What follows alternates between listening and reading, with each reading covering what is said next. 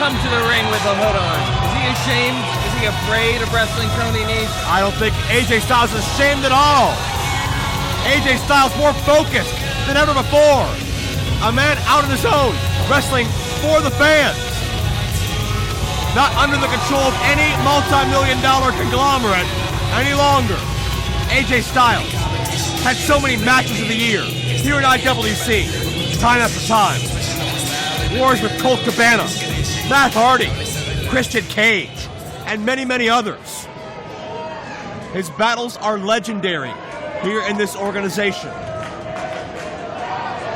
AJ has not been in IWC since December of 2009 when he defeated Delirious. What's your favorite Ernest Borgnine movie? Will you stop Poseidon that? Adventure? Somebody get the hook. And these are two men who are very, very evenly matched in arguably the best shape and peak of their respective careers. A win for Nese will make headlines, will shoot his reputation, his star power, already enhanced in places like IWC, where he's reigned as Super Indy champion, Dragon Gate USA, PWG, among others, and take that to new heights. AJ Styles looking to prove he's every bit as good as he's ever been in this company. AJ is one of a kind. He may be the best natural athlete in this business today, working a full-time schedule. You can tell the importance of this match because both these men are definitely feeling each other out and jockeying for position, because the second one slips up, it could be over. That's very true. And certainly through all the outwardly machinations of you, RJ, you do understand wrestling technique. You do understand that human game of chess. You would not have gotten this far without it. And great to get your perspective on this as we see, AJ, to follow up on that point, he's been in this industry working at a breakneck pace for 15 years now. You know, two guys like this who are so busy on the indies, especially AJ Styles, now that he's back, he's working everywhere, you kind of got to figure out your strategy in the ring. You got to see what the other guy is capable of and work around that. Yeah.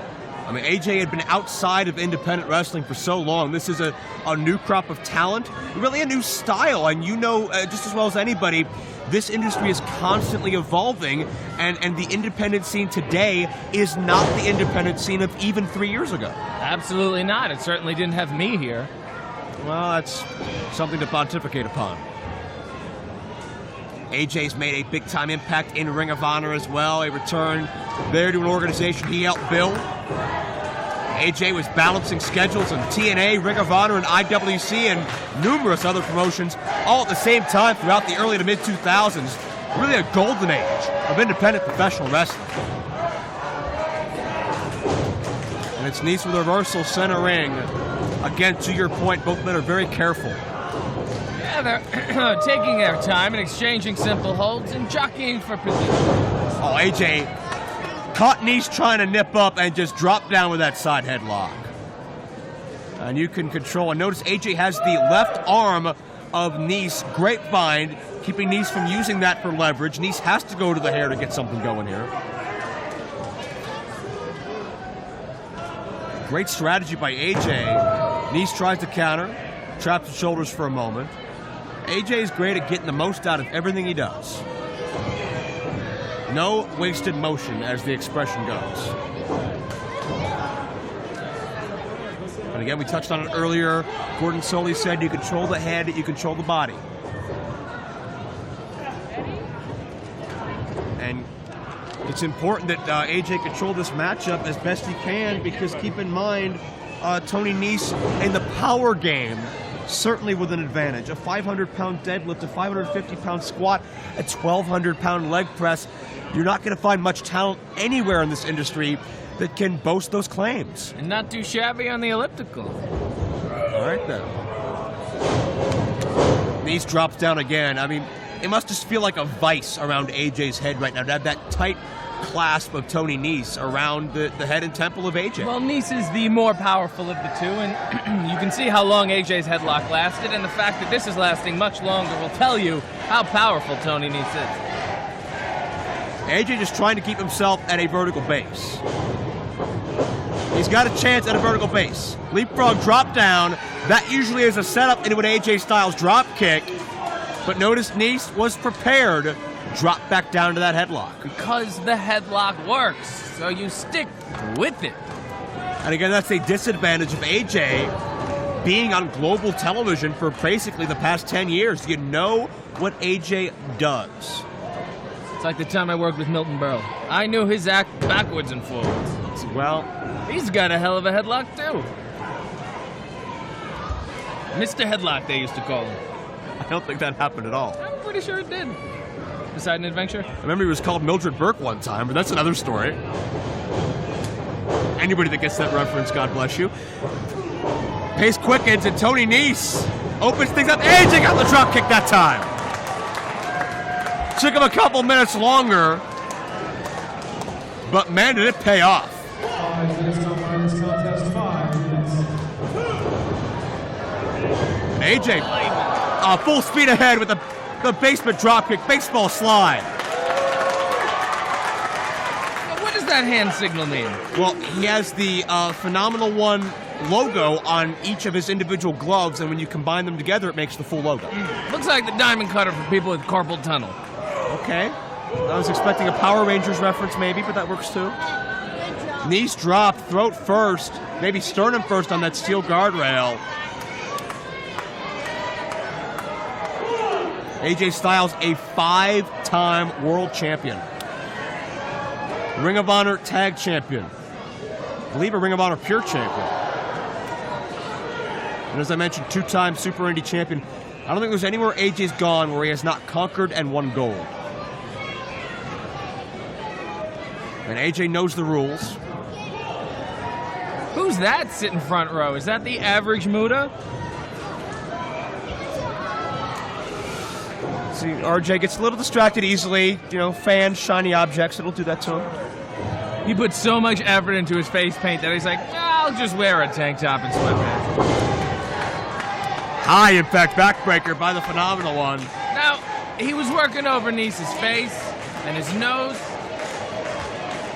And now he started working the back. They're all setups for the Styles Clash. That's a great point. AJ's offense is so meticulous and so all-encompassing. Trademark AJ knee drop. Singing. There's a cover. Only a count of 1. RJ, who are these people that you're hiring to come over here and ask for autographs and pictures from you? They're part of Jerry's kids. I'm taking over this Labor Day. I don't believe that for a second. You'll never walk alone. This is a great cause here tonight, and I'm sure you're here under duress. AJ up and over. Nese nowhere to be found.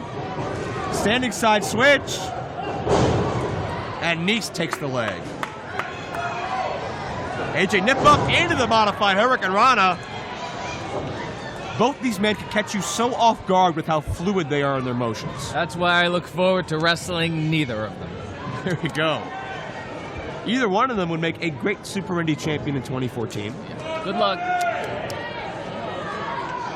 In your eyes, you just completely conquered that division already, haven't you?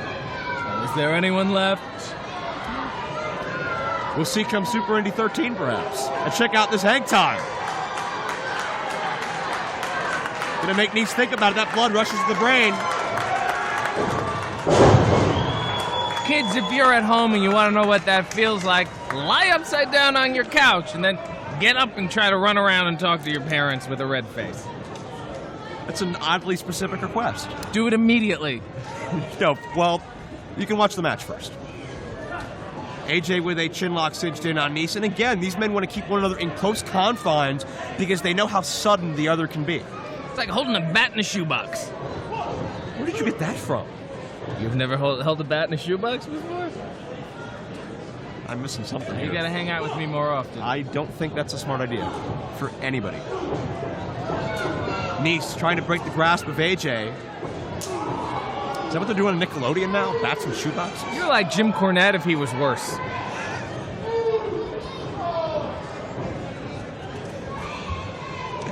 Nese sends AJ in. Hard impact into the buckle. And AJ, oh, he's at home here. Springboard. Oh, Nese Nese trips AJ up, and that was an awkward landing. That is flawless counter wrestling. Suckers the man in and beats him at his own game. I know you see gravity was AJ's worst enemy in that exchange. And there's so many awkward ways to land. Of course, the ring cable can have a whiplash-like effect. It went Nese with a suicide dive, and AJ hit throat first on that guardrail. We're just going to touch upon the awkward landing. The rope, the ring frame, no giving it. Not to mention this thinly covered floor, but that guardrail may trump them all. You know, I gotta say, while the premier athlete is flexing, I'd like to congratulate Tony Nese on his engagement to Tina Moretti, and I certainly look forward to attending Tony and Tina's wedding. What are you talking about?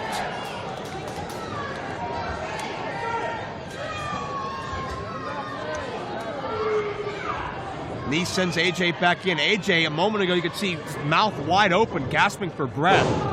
Having a major trouble breathing. And he's stomping right on that chest to make sure there's absolutely no more air left in those lungs. Absolutely true. Drops the leg as well. And Nese is looking good. Nese is in his element.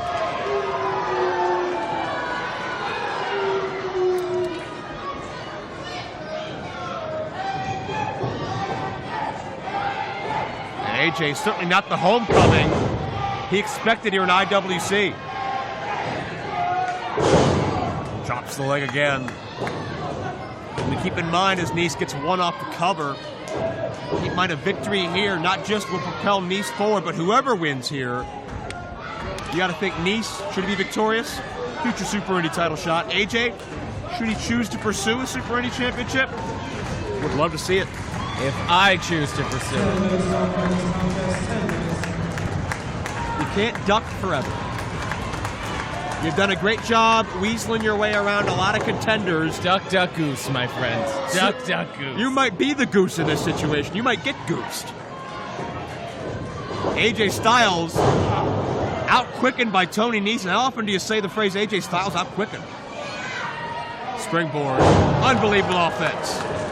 That springboard. Cape Broderick got 2 and no. Tony Nese seems to be sticking with those high-impact maneuvers to the throat and chest and trying to really drive the air out of AJ Styles. And that negates a large portion of AJ's most high-impact offense. And you know, if you can't breathe, you can't think straight, you start to panic. Kids, if you want to know what that feels like, take a plastic bag. Please don't do that. No. Where's that hook again? I'd like to caution all of our fans to please never listen to RJ City ever when he discusses anything. That is a very, very important disclaimer. And AJ Styles certainly not faring well in the least. That's a big mistake by Nese to not get more body on that cover. Hook the leg, man. AJ trying to fight his way to his feet.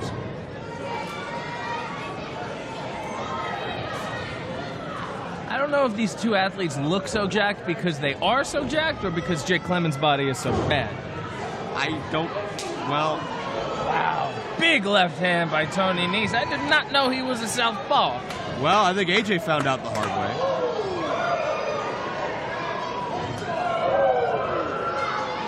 AJ getting the best of the strike exchange at the moment.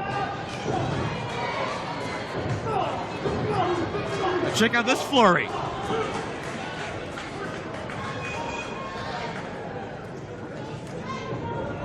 Now Nese having trouble catching his breath. Reversal.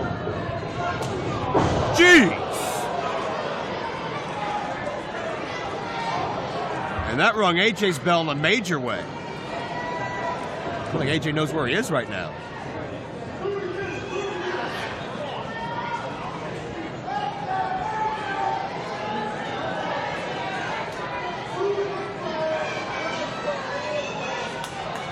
High risk.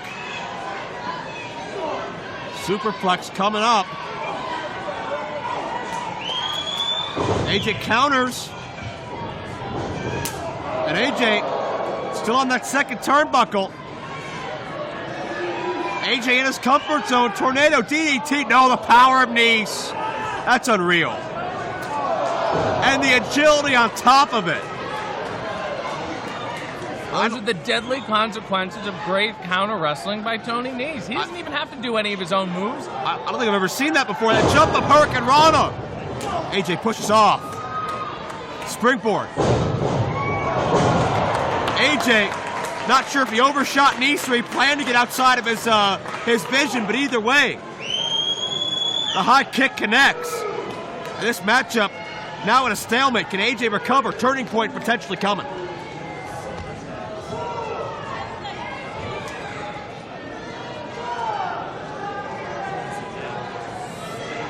Both men trying to shake up the cobwebs. Hope we don't see a draw. That would certainly be a shame. AJ to his feet, Nese to his feet. And the battle resumes.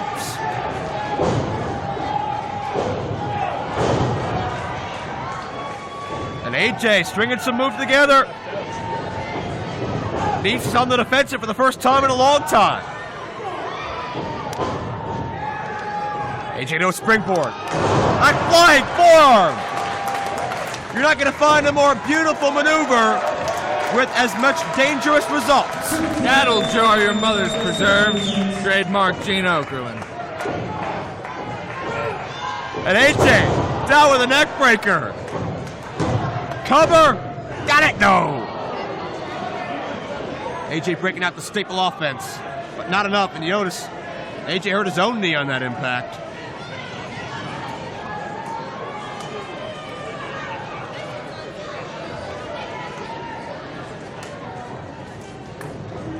Styles clash. That's a universal symbol, and Nese certainly sensed that coming as well.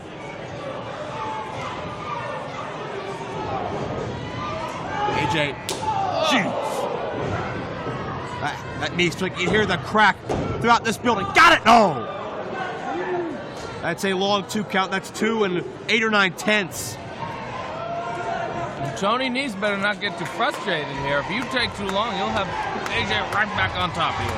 Well, you could certainly sense the emotion, the importance of this matchup for Tony Nese. AJ sidesteps. But you can see the damage taken out of Styles as well, who hits hard in the corner. 3-kick combo. German. Beautiful bridge. 2.5. And like a bridge over troubled water, he almost laid AJ down. Good grief.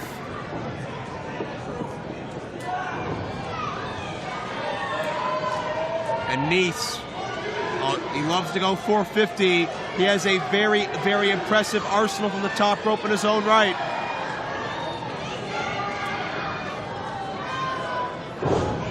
Smart move by AJ Styles, just getting the hell out of the way. Yeah, not sure if that was instinctive or what, but Pele! The Pele kick out of nowhere, as is an AJ Styles staple.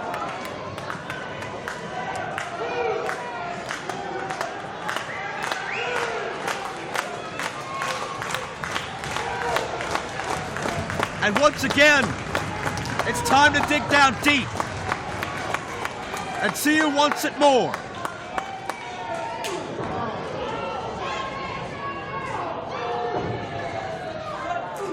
Oh, you can hear the impact.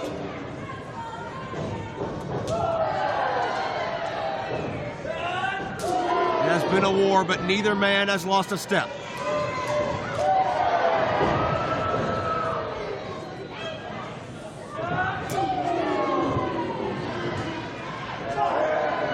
Nese is throwing lefts and rights. It must be very confusing offense to combat. Roll up here. AJ. Oh my God. I'll check out the power and check out how AJ's head bounced. Oh, that was dangerous. Smart move. Hits him right in the base of his skull. He has no idea where he is, but Nese knows where he is. He's about to deliver a 450. Nobody home. AJ out of the way. And Nese may be prone. No. AJ fighting for his life out there. And a hell of a clothesline. And now, the signal. Here it comes. Styles clash. Tony Nese, the latest victim. Here is your winner, the phenomenal AJ Styles! AJ Styles returns to one of his homes away from home, the International Wrestling Cartel, and emerges victorious in another battle that will go down in the annals as one of AJ Styles' absolute most competitive war. J-Worth, let's try to regroup from that shocking turn of events we just saw. Refocus, because this is about Super Indy continuing as we're entering the next round. Introducing first, he's all over the streets at night. Break out while you're sleeping. He is the Neon Ninja, the Aerosol Assassin, the Dreadlock Daredevil, Facade! I was going to say, I know that the doctors were attending to John McChesney. I haven't heard anything, and I don't want to go back. I don't want to be in the way of what's happening. Obviously, John, not always the most popular guy here in our events, but we never want to see anybody falling with a serious injury, least of all one of that potential magnitude. And we hope that Mr. McChesney will be able to come back and compete again in the near future. But speaking of competition, Facade has competition coursing through his veins every waking hour of the day. And Facade has faced some of Super Indy's best, past and present. But he's never faced this man before. A fellow former tournament winner.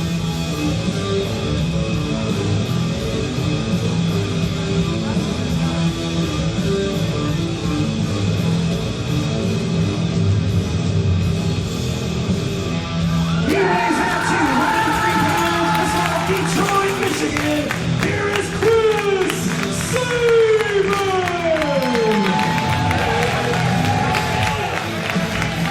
Chris Sabin was victorious at Super Indy 3 in 2004. Glenn Spector, CM Punk, and finally Alex Shelley were forced to hail Sabin before it was all said and done.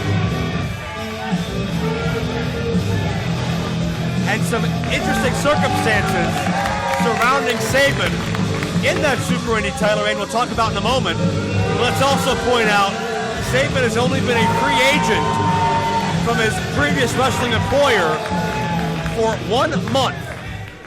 But he's already back into the fire, already back into the top competition one can find.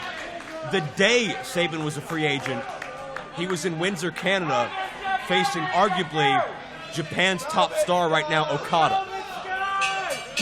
This will be no easier.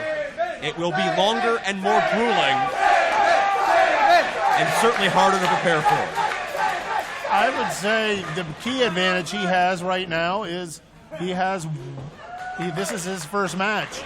That's respect. We got to point out again, respect. Unless you're Ethan Page or especially RJ City, all these Super Indy athletes have followed the common theme here this evening. And I think it's very, very admirable that we continue to see that even as the competition heightens. I'll point out Ethan Page did shake his opponent's hand after.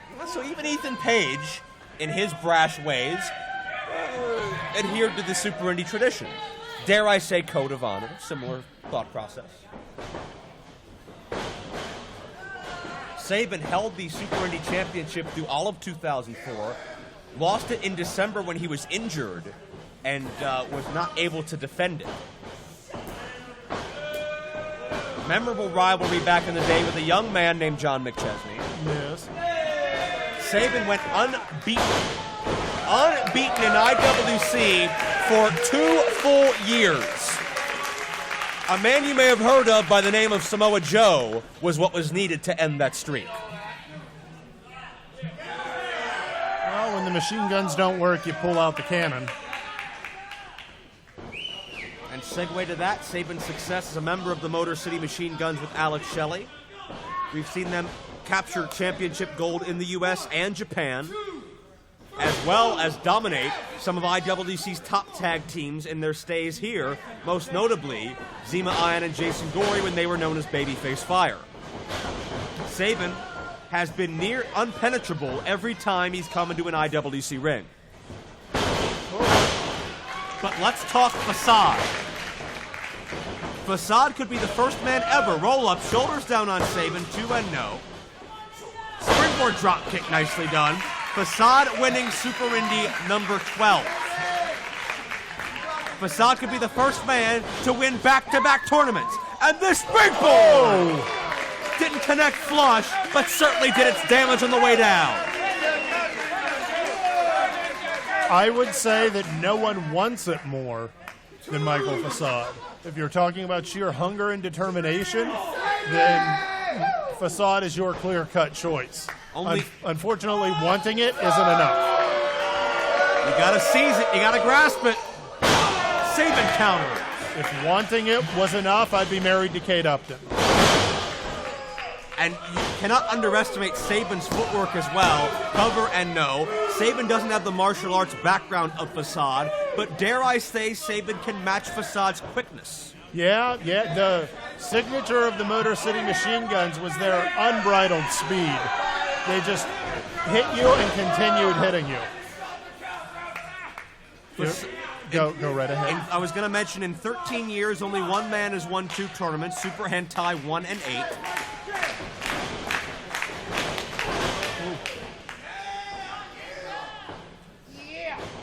And Facade trapped. And I'll have to say that no one has come close to two-peating in back-to-back years.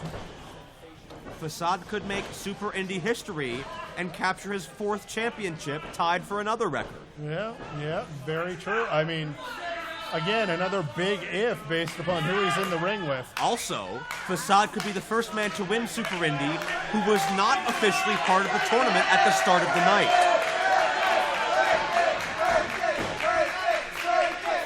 While RJ City looks to destroy history, Facade looks to make history. And Sabin looks to make Facade history. You really have a problem with RJ City advancing through this tournament, don't you? I was just making an observation. I can hear the bile in your voice about it. You see, let's just put the cards on the table. You're upset that RJ City is still in this tournament. I'm not surprised, but I'm certainly not happy. I've been here since almost day one for Super Indy. I've watched it grow and evolve. With RJ City, I feel we could regress. Sabin, great float over off of the suplex. Keep in mind the resolve and staying power of Sabin. Not just talking about his Super Indy 3 victory, but talking about injuries. Sabin completely tore apart separate knees in subsequent years. 2 years on the shelf. Came back looking this good. That's almost unfathomable. The hard part being one knee, and then as he finally gets back and moving, he injured the next one almost right out of the gate. He was not competing very long before that second knee injury happened. And I am correct, it was the same injury, just the other knee. Correct, I believe so. That not only takes away your... training aside, that does something to your head. The way you think about yourself, the way you think about... Thank you, Pedro. Your mentality changes when something like that happens, and you have to have the internal strength and fortitude to make it through to the other side. Sabin now elevating Facade. Much like we talked about earlier with Guevara, Sabin has done a great job taking Facade out of his comfort zone, grounding him to the canvas. I don't know that I would have set him on the top rope. That's where he is perhaps his most dangerous. Touche, but I think Sabin's looking to finish this. Sure. If I know a guy's good with a knife, I'm not going to hand him a sword. Facade fights his way free. Gonna go high risk. To your point, Jayworth walking the ropes, Facade special move. And could be a turning point. Again, to your point, Sabin's first opponent he's had to deal with, Facade's 4th in his second match. That's the perks of winning Super Indy. You don't have to qualify And certainly, you don't have to go through the ringer as some of these unproven talents have. Not that Facade is anything but unproven, just hit some bad luck this year. Sure, but if I can play devil's advocate, why does Sabin get the bye? Because he's a former Super Indy winner. Sure, but Yeah, but Facade didn't qualify. Sure. Sabin was an invitee. There's two ways to get in. I would argue that maybe Facade deserved the chance to just be invited. And I don't think you're out of line in that assumption. But you got to wonder if perhaps Justin LeBar had some manipulation to affect that. Yeah, possibly. Sabin, that expert back kick. Facade matrix this up. Connects with footwork of his own. Sabin with the quickness, saw what was happening and stayed pace for pace with him. And Facade goes springboard once again. It's advantage Facade in the kicking game thus far. Over into the cover, and notice Facade left the left side of Chris Sabin exposed. Bridging over, it looked nice, and it was effective, but in changing your weight like that, it gave Sabin a way to get off the mat.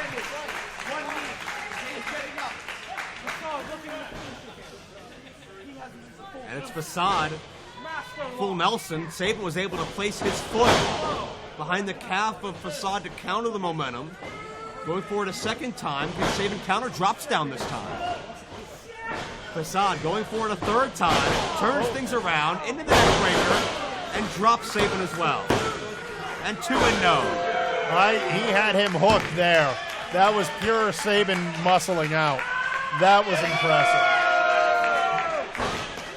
You could hear the murmur in this crowd as Facade prepares to go in for the kill on Sabin. And you can hear the crowd clearly fans of Sabin. Oh, possibly looking for the Arashikage. Countered, knees up. Yeah, Sabin feeling the effects of that one. But is he laying in wait? Facade walking the ropes. Sabin catches! And check this out. A Texas Cloverleaf. Not something I've seen from Sabin often. Will Facade tap away the Super Indy dream? The chance to live forever in history. He doesn't quite have the weight quite where he needs it.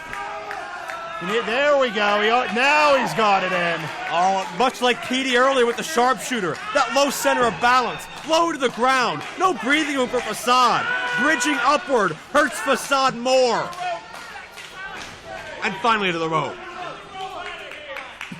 Could Facade have survived that if it wasn't for the mentality of all of Super Indy riding on his shoulders?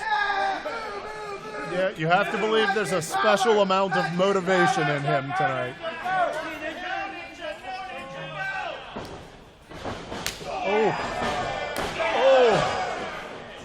My God. One more time. Sabin elevates Facade. Twisting neck breaker, nicely done. That's gonna do it. Sabin on. No. He didn't have any weight over his shoulder, over his left shoulder. All it took was him to raise his hand. Sloppy pin, that could have been it. Sabin, a veteran of this, should have known better. And that could be some of Sabin's overconfidence coming out. Sabin certainly seemed to be quite full of himself when he interrupted Facade's interview earlier tonight. Very true. He said it didn't matter who else was in it. He was going to win it. Kind of rhymed. Kinda. It did rhyme. Facade sends Sabin back into the corner.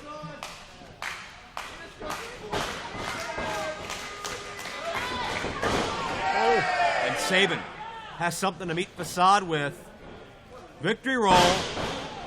No, Facade carries the momentum through. Facade just pins Sabin. Wow.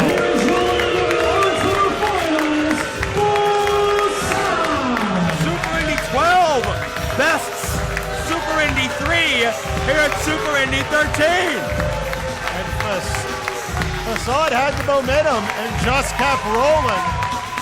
Go Ninja, go! He didn't have a spot in the tournament, so he made one. And now, is that it? Is he into the final? Am I correct? That guarantees Facade a spot in that three-way elimination matchup. And again, Facade staying true to Super Indy once the handshake. And how can you not respect Chris Sabin? Very true.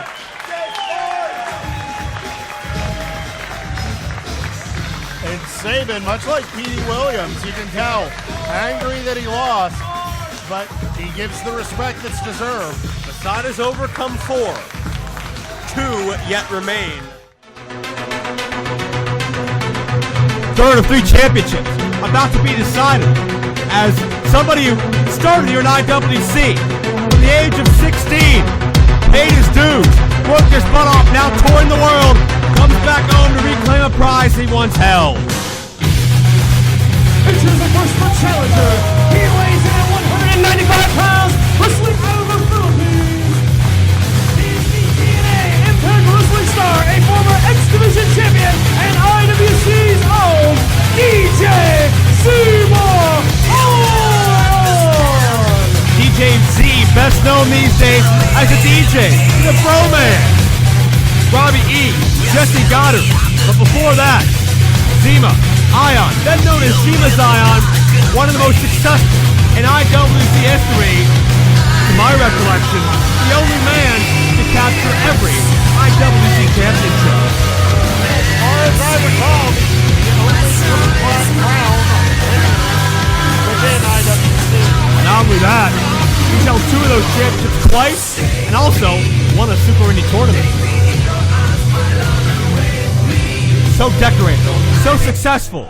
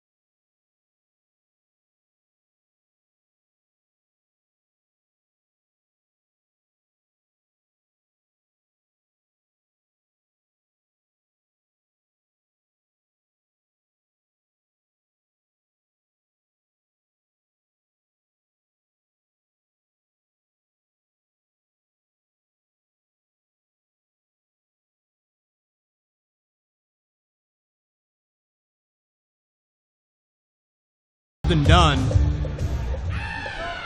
DJ Z, who was Super Indy champion late last year. Just about 10 months ago, he won that championship. And DJ Z, of course, is scheduled with TNA, keeps him away from IWC quite a bit. But to go from losing the Super Indy Championship to coming back and winning the IWC title, what a bounce back that could be for the IWC portion of DJ Z's career. Very true. And I'm sure he would love to hold it one more time. And there you see the prize. As Dalton said, you've held the title, but you haven't held this belt. So DJ Z has also been the X Division champion. He has managed, DJ'd, whatever you want to call it, the World Tag Team Champions in TNA. He's been surrounded by gold almost his entire professional life, and actually a lot of fanfare concerning the return of DJ Z here to IWC. KDKA TV Channel 2 News, a feature on DJ Z earlier this week. Oh!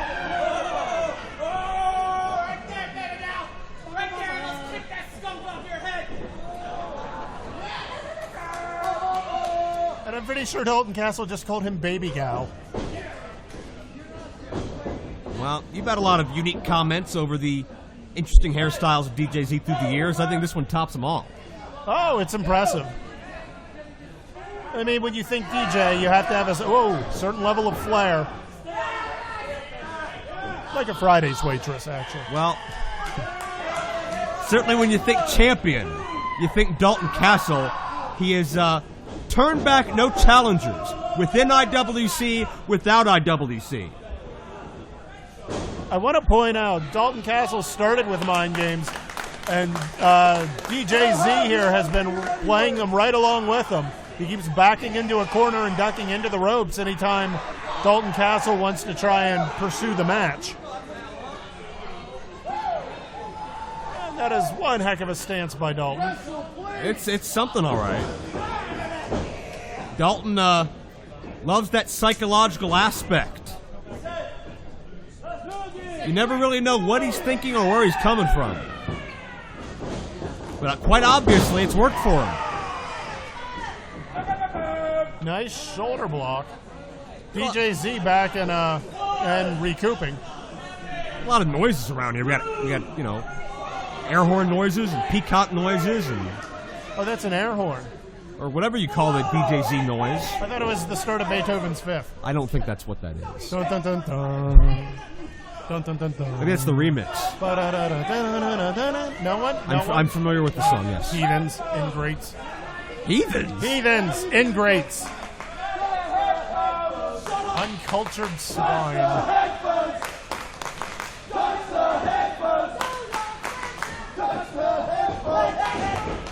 And the fans are, I guess, daring Dalton Castle to go after DJZ's headphones. And DJZ has some words for that. Hey, where are you going? Do not touch those. Yeah. Please, good sir. Not much he can do about it, though. And again, Dalton getting in the head of DJZ, though. That's the plan.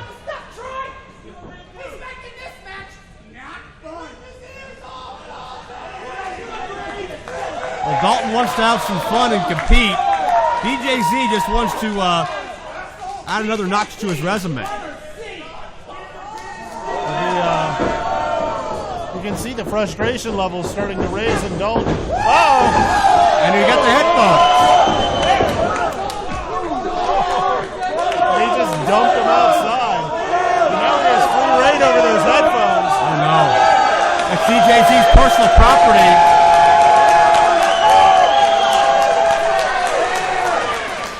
You gonna give him away? Maybe.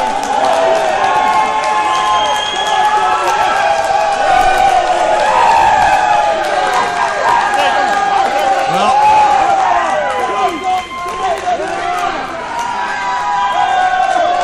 this might be noise cancel. You might not be able to hear it. Hit the music!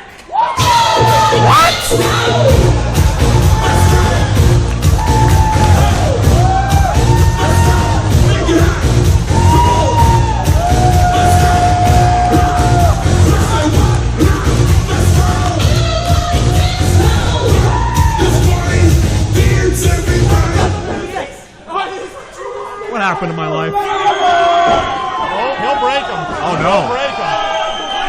DJZ won't be able to introduce Robbie, though, and Jesse, though, without those trusty headphones.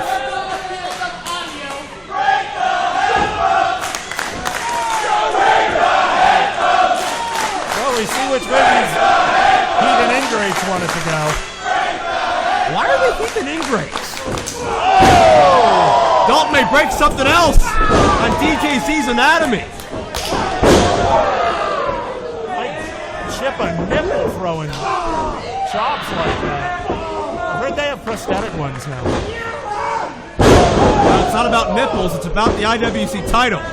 There's a soundbite for you. Yeah, but the nipples are chrome, so. I don't care. DJZ, double handful of air, and Zema turns things around. Finish home by this contest, 5 minutes. And now Zema's angry. Well, as if he wasn't before, been angry since the headphones got introduced.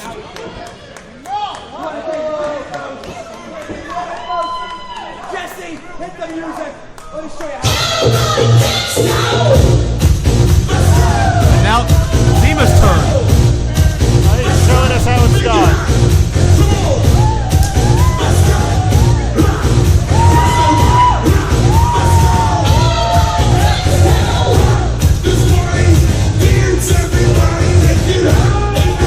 What is that?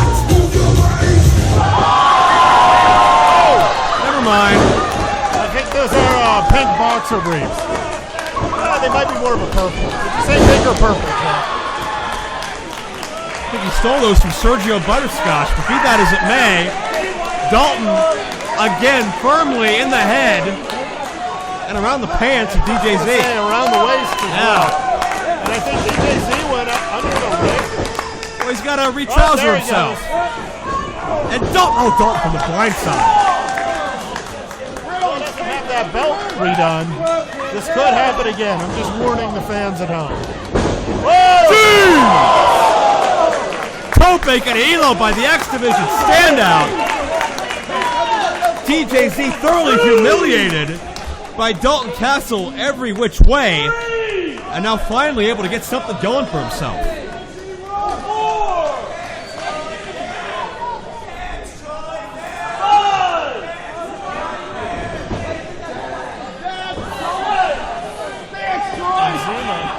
Clearly keeping the title on his mind. He got this back into the ring so he can win the title. Keep in mind, DJZ won largest IWC tournament in history, 2-day affair, heavyweight title tournament, to become the IWC champion back in, I believe, 2008. Yeah, I mean, he's certainly not a slouch. He doesn't need the head games. He can compete with the best of them. It's just, why go through the effort if a couple of head games will get you there quicker? Well, I don't think they necessarily are for DJZ. It was that shot from behind that really turned the tides. True. Zema. Unique submission attempt. Zema's schooled all over the world. He's competed in Mexico, Japan, Europe, all over the place. Showing some of that world travel nature right now. He can do lucha as easily as he can do Flores, as easy as he can do Lancashire, as easy as he can do strong style. Dalton trying to fight back to the vertical base, trying to negate some leverage. And Dalton uses that thick back to counter out of DJZ's grasp. Double knees to the back. Yeah, and Dalton's hurting. Spring in, DDT, no caught. That power of Dalton. Oh, with a release suplex. He just tossed him right over his back like a thing you toss over your back. I couldn't think of anything I actually toss over my back. Couldn't do it without you, Jay. Cape? Would cape before? Dalton Castle, his suplex game is second to none. We'll be looking at that deadlift German to finish things off, but DJZ not going to let it get that far. Now, there's an argument to that point.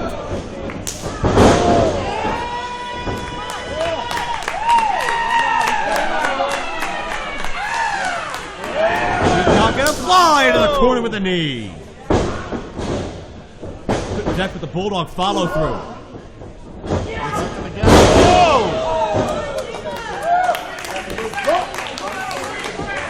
Combination slam and press all in one motion there. Yeah, and the clothesline to the outside. A DJZ in big time trouble.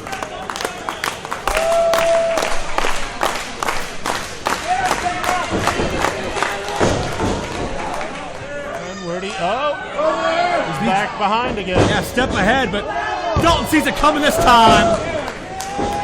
And the Peacock connects with a heat-seeking missile. The bottom two ropes, you normally don't see that with someone of the size of Dalton Castle. And that gives Dalton all the more impact. It was straight through in one solid motion, straight into DJZ, no up and over. They left German! Dalton's got this one, no!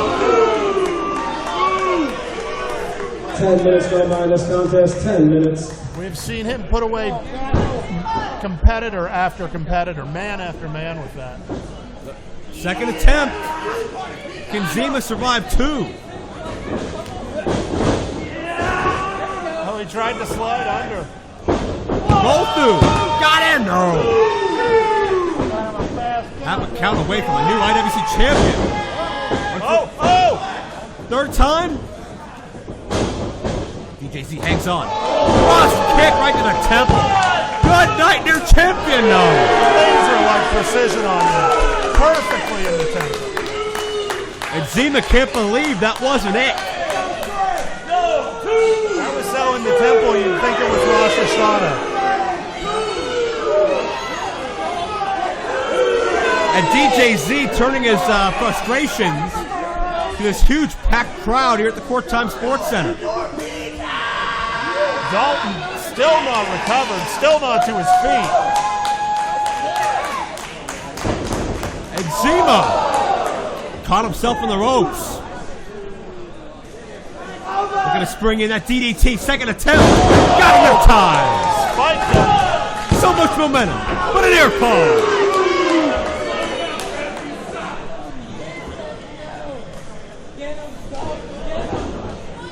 He's positioning, and we've seen him do the 450 before. Yeah. Could be looking for it here. So dangerous from the top rope. Mocking Dalton Castle. And Dalton making him pay.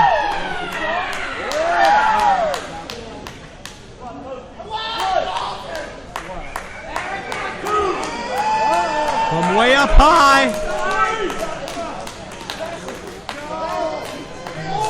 Fighting out of it.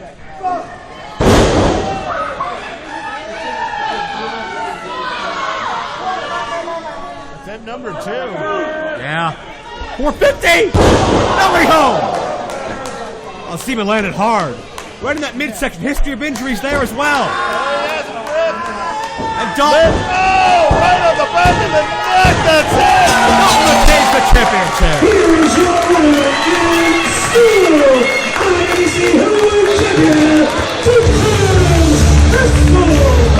We talk about the precision aim of Zema's kick. Dalton Castle planted it squarely on the back of his neck. He couldn't have hit that any more perfect. Great title defense for Dalton Castle, who turns back another world caliber challenger here in IWC. The second half of IWC Cage Fury kicks off with a 4-way Gauntlet Series matchup to determine the number 1 contender to the IWC Super Indy Championship. Now in this contest, we will start with 2 combatants.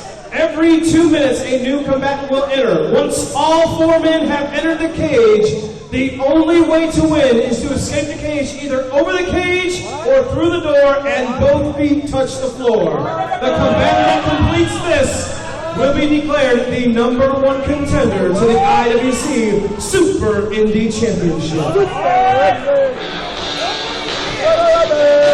First half, or double main event. Inside the steel cage, Joe Dabrowski now joined by the controversial Double M Mark Madden. Introducing for our first one, IWC. Good to see the Judas Freelander Great job on color commentary. Oh, wait. Was that gorgeous Jimmy Garvin, perhaps? But what a cage match we have here. A 4-way. Matt Taven, the first to come to the ring. Joe, you work for Ring of Honor. Do you think working in front of a big crowd will scare Matt Taven? Not in the least. Matt Taven, however, one of the 4 men in this match, all of them screwed over by RJ City at Super Indy 13 earlier this year. Matt Taven has cage match experience. Last week in Brooklyn, Field of Honor, it was Taven versus Jay Lethal. Taven was not successful though. Will that affect his psyche into tonight? Well, first off, I don't see RJ City as having screwed anybody over. He has a wise head in charge in Justin LeBar, and it's about keeping hold of the title. If you have to, quote-unquote, screw people over to do that, well, that's just the way wrestling, Joe. In fact, it's the way life is. Taven was defeated by countout in Super Indy 13 after a distraction by Justin LeBar, looking for redemption here tonight. Let's go, Pedro.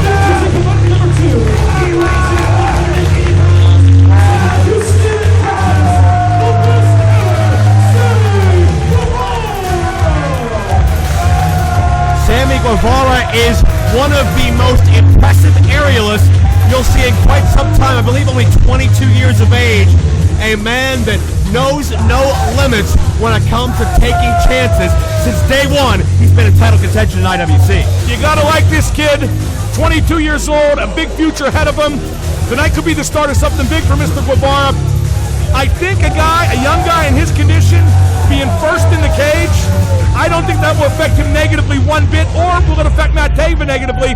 These are two guys in their prime, but yet with a long way to go till they reach their peak. Sammy Guevara defeated in the finals of Super Indy 13 when XIII procured the spray paint of Facade, sprayed it in the eyes of Sammy, and these are the two men. Well, now hold it. Who you blaming there, Facade or XIII? Well, it was XIII that used the object. Well, he brought the object. Facade did. I mean, come on. I've noticed you don't like XIII. I don't, because he tries to completely destroy the fabric of Super Indy that we built. This is about being objective, Joe. You could learn a lesson from me. Always objective. Except maybe with DD me once in a while. Yeah, objective and Mark Madden, same sentence here at IWC Cage Fury. Taven and Guevara to start out. Every 2 minutes, another man will enter until we reach 4. At that point, I should say, it's escape the cage rules. Taven's had a great career to this point. As you know, Joe, he's done some great work in Ring of Honor, but he has to keep his foot on the accelerator. Young guys, they get to a certain point, they got to be careful they don't slow down. Careful they don't take a step backwards. Taven, the longest reigning Ring of Honor television champion in history, some 287 days, I do believe, would love to attempt to duplicate that feat with the Super Indy Championship. Anything that he can win, that he's had an opportunity to win, Matt Taven has won. And wait a second, Guevara trying to turn things around. Each man in this matchup, a 25% chance of winning. I know Guevara and Taven do have experience in the steel. Good figure in math, Major. And it's Taven now. Guevara lands on his feet. Nicely done. But caught on the rebound. Now, see, here's where Taven should move in. Don't do the finger waggle, young man. Follow up. Follow up. That's the key to victory, Joe, following up. That is true, but keep in mind you can't win until all 4 men have entered the match. That doesn't mean you can't punish him. And Guevara puts the brakes on. Taven as well. Check the cage, Jake. What a tall cage this is, Joe. Yeah. It's the tallest cage I've ever seen. And this isn't a $1 million well-produced cage. This has jagged edges. It has steel pieces that can dig into your spine, dig into your entire body. Here comes Andrew Palace, the STD.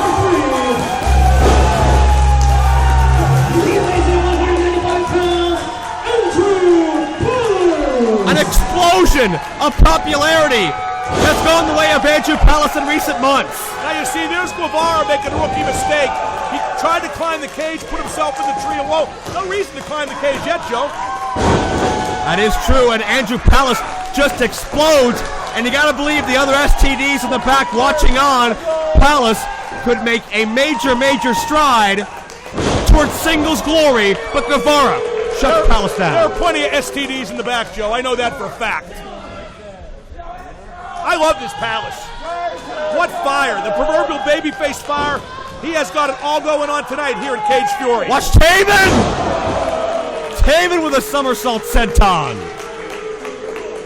And Mark, I think the name of the game is take out the opposition before the 4th man comes in. You see this a lot in a 3-way, 4-way, however many way cage match. A lot of guys on the ground trying to recover, and the 4th guy in is going to have a bit of an edge, at least early on. Yeah, it's that luck of the draw. Of course, these men, a randomly selected draw. That's it. That's it. Guevara's laying him in there. That's what I want to see.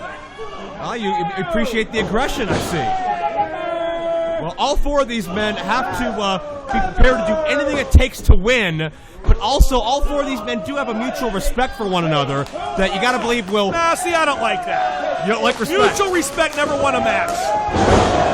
Well, that's true, and you got to believe that as this cage match progresses, that will begin to melt away. I'll tell you what, pre-game, I picked Facade to win this match. Okay. But if Guevara is willing to go up to the line and maybe go over a little bit, he could very easily emerge victorious.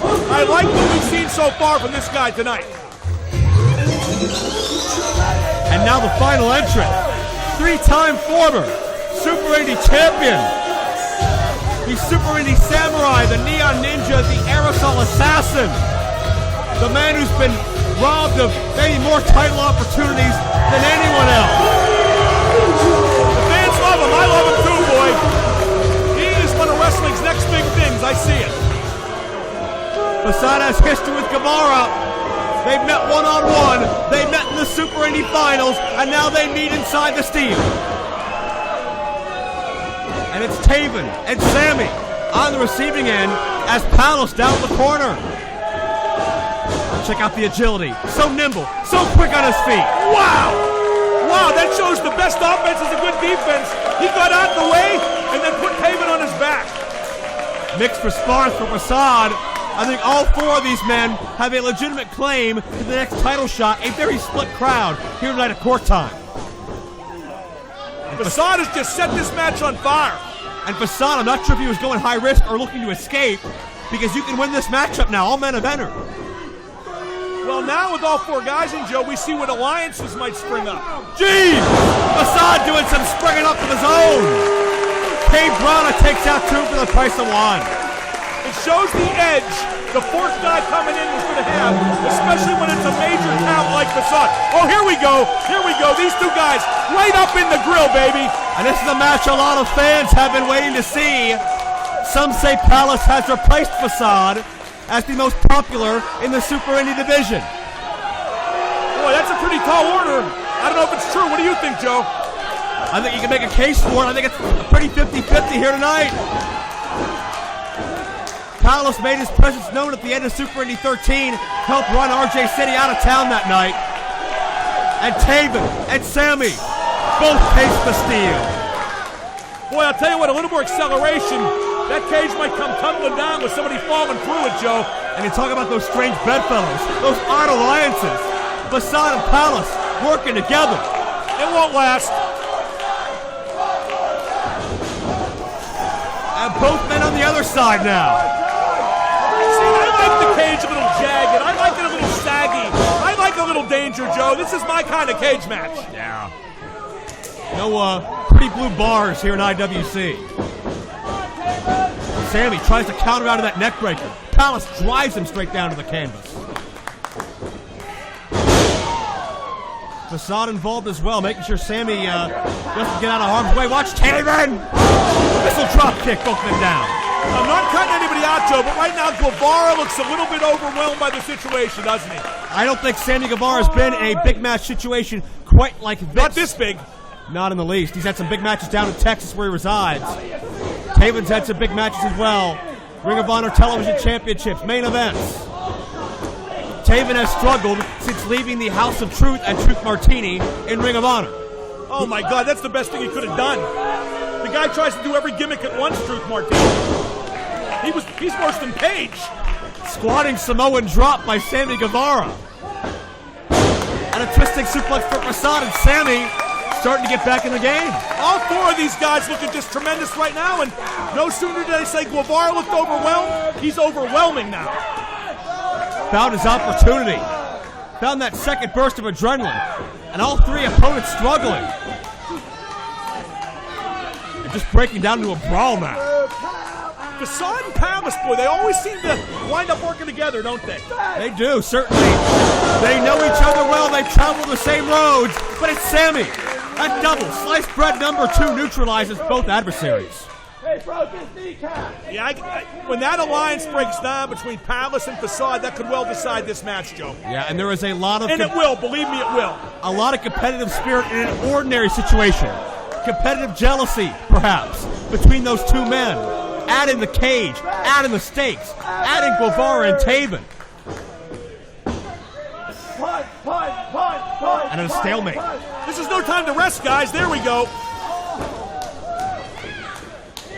Well, it's such a difficult question to answer. What's it going to take to neutralize 3 men at once long enough to climb a cage without risking injury? You see, that's where Guevara's youth and relative inexperience showed. He went from corner to corner pulling variations of the same offense, and eventually Taven was waiting for him. Taven drills Palos and drills Facade. It's a super kick party in IWC. Man, he is awesome with the super kick. Just incredible.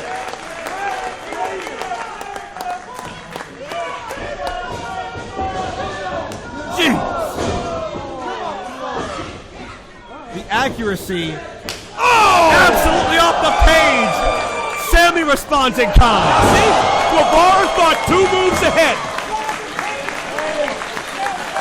It's worth noting too, Joe, with the cage as tall as it is, you will have to really incapacitate your opponents to make good your escape. Absolutely. And the door looks like it's easy, it's not. It's always tough to get out that way. Yeah. So much more easier to grab onto somebody, pull them back into the fight. And Sammy gonna make the climb. Palace, desperation, interrupts the young 22-year-old. Look at that. I mean, he's up there. He has an opportunity, but this cage is so big. And we're right back where we started. No clear-cut advantage. Yeah. And as the match gets older, Joe, fatigue is going to be the primary factor. And right now, I really don't know who has the most left in the tank. What's your call? Well, Facade has shown his endurance in the past. He's made it to the finals of 3 straight Super Indy tournaments. You got to give the advantage in big match Super Indy situations on paper to Facade, but Palace has risen meteoric-like in 2014. Yeah, he's really seized the day here. Interesting quote. Oh! Head first. Oh, that was just, oh my God, then a German. He is taking these guys apart right now. Terry Funk once told me that a minute in a cage is like 5 minutes in a regular match in terms of exertion. We're over 10 minutes deep in this match now. There you go. And Palace drops Taven.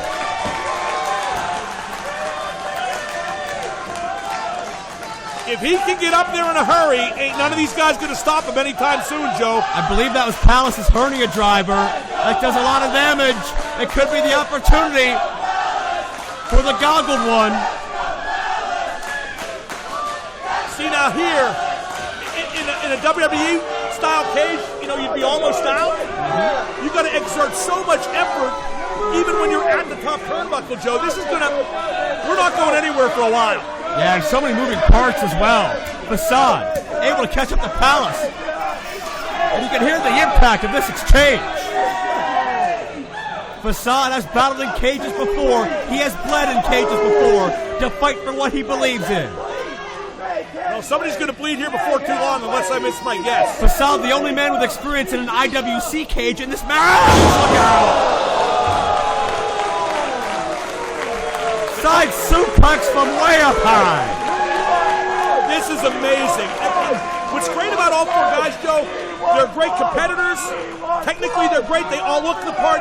Everybody in there is a pretty complete performer. Modified Arashikage driver by Facade. What's that called? Arashikage driver. Oh, for the love of God. Japan influence. Can't help you much beyond that, Mark. I think I have, I saw Giant Baba wrestle once. Okay, that counts as something.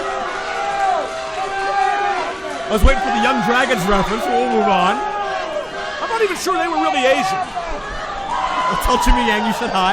See, That's Taven. Taven. Facade now, he's in trouble. Oh, no. Oh, wait, no, maybe he's in trouble. Now, something to keep your eye on there. When Facade came down, he caught his knee. He landed funny. His left knee might be in trouble despite the amount of punishment he gave Matt Taven. What a midair adjustment. Taven planted.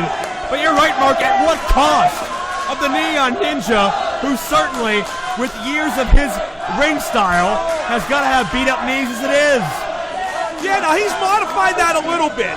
He works a little more economically now. I think he saved his body some wear and tear in the last year or so. But in a 4-way cage match, there ain't no saving something. I mean, you're chasing that Super Indy Championship. That title you've held 3 times before. There's not much you won't do to get to that mountaintop. And Facade takes that title very personally. He considers that a possession, and right now he don't got it. He considers it stolen.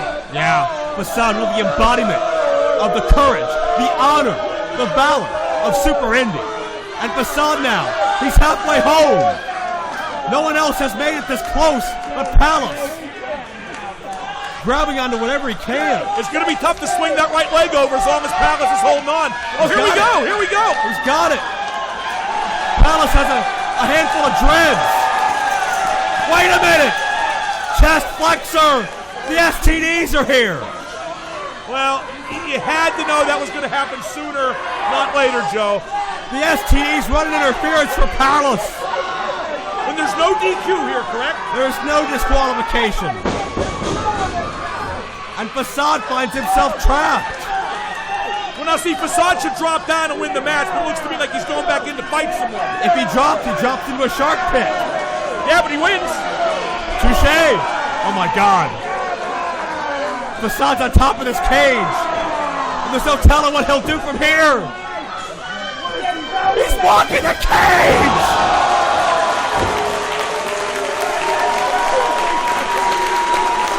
In my illustrious career, Joe, that's one of the greatest moves I've ever seen. To walk that cage at that height, land with that impact, just incredible. Memo to the 3 other guys. Don't all stand near each other. STDs escorted out by officials. Facade has his opportunity to get through the door.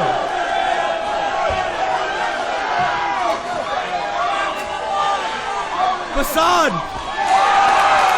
He did it. Facade has won. Facade has escaped. Facade gets his opportunity. And now Sammy, I haven't heard a bell yet. Where's the ref?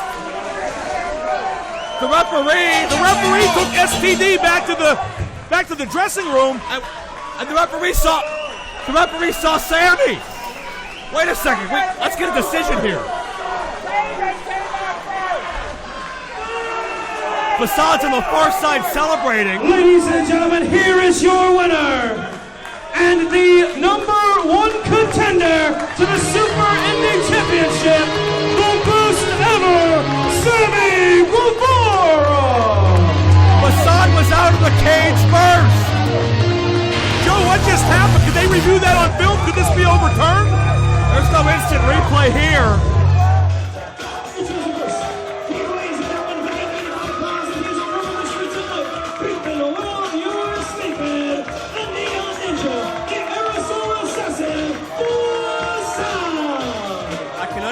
Facade being frustrated. I understand Facade being upset over the direction of the Super Indy division under RJ City as champion, but when a series of unfortunate circumstances led to Facade not being declared the winner of that cage match, Facade went way over the line. He snapped in voicing his displeasure. I have never seen Facade act like that in all of my years of knowing him. And I've known him since I was 16 years old. I'm 27 now. That's almost a decade. And I saw a side of him at Cage Fury that I have never seen before, Joseph. Absolutely. Facade completely went too far, and you saw him come out here earlier when Jimmy DeMarco made the announcement of a 3-way matchup. It seems like Facade's got some kind of paranoia, thinks everybody's trying to screw him now. I mean, it's messing with him. Look at the crowd. They're starting to mess with him and get to him. I think this groundswell toward Andrew Palace certainly having its effect on the psyche of Facade as well.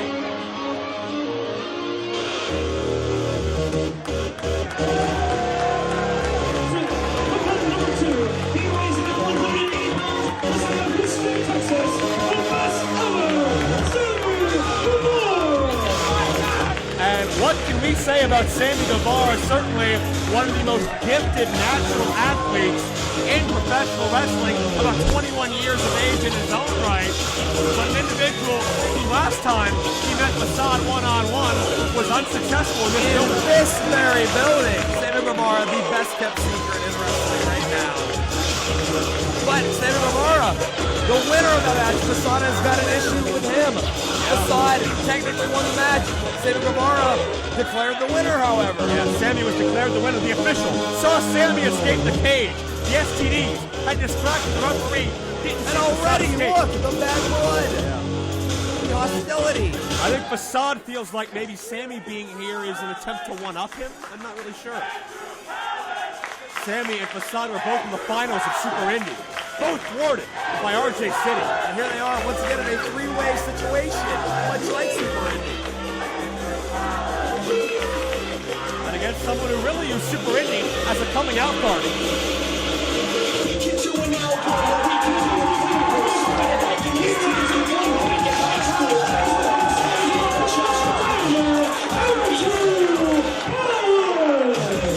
What started as a vocal minority into a movement. Everybody here, all about Andrew Palace. Why do you think that is? Is it the goggles? Is it the hair? What do you think it is about Andrew Palace that has endeared him to this audience? I think it's the charisma. I think it's the passion. I think it's the fact that Palace pulled off an upset win when he beat Matt Striker. Absolutely. And earned his way into Super Indy, and maybe could have gone very far if not for RJ City once again screwing somebody else. Palace with the mic. You may notice there's no ref out here right now. So, I mean, it probably bums you out because you can't beat him up like you did at Cage Fury. But don't worry, because I have a ref that you can't hurt. I have a ref that could kick your ass. Who could he possibly be talking about, Joseph? I don't think it's Earl Hebner. Delicious! It's the new sheriff in town.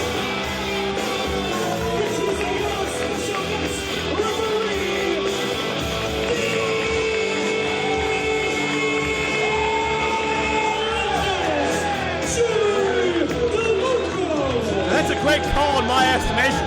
After Facade's blatant abuse of authority last month, Jimmy DeMarco not going to take any crap from anybody. 100%. A question that hasn't been brought up. How do you think Sammy Guevara feels right now? He won his shot for the Super Indy title, and now he's once again in a #1 contenders match. He's already the #1 contender, despite the circumstances. I'm sure he's very frustrated. Has to be. I'm sure he's been muttering inappropriate words to himself all month, and I'm sure he's been very upset about that. But be that as it may, he's a warrior. He's a fighter. He has to know that he wasn't the first man out of that cage. That's true. That's true. I mean, technically, Facade was. This match, very complicated issues here. Yeah. A lot of hostility, a lot of bad blood. A lot of moving parts. Many moving parts, Joseph. The crowd is clearly behind one Andrew Palace, however. And great to see Palace sort of discover himself. Hit a coming of age earlier on in this DVD when he defeated Chest Flexor, and I'm not sure if that's going to officially dissolve his relationship with the STDs, but certainly I don't see any doubt here now. I'm interested to see how that's all going to play out, his relationship going forward with Chest Flexor and company. I think Palace has realized, probably through the help of DeMarco, that the STDs were more of an anchor, more holding him down than helping him progress forward. I have to agree with you. This guy's starting to realize his potential, Joseph. And it's scary to think he's only been wrestling 2 years, realizing his potential this early on. Wow, imagine what he'll be like in 5-6 years. That's another thing. I think that people are starting to realize that too in Palace, that he has the tools, and you can't not respect somebody who brings that much to the table. Are we seeing a push-up contest? I was trying to just press on, but I think we are, yes. Facade does not look amused. I mean, there's a Super Indy title shot on the line here. Of course, we know Sammy's in shape. All three of these men are. They wouldn't be here.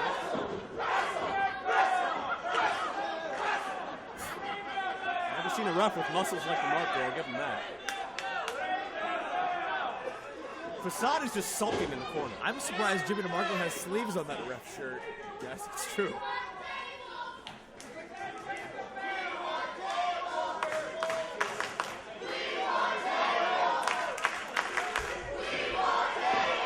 Calm before the storm. Last time these three men were together, it was inside a cage, along with Matt Taven.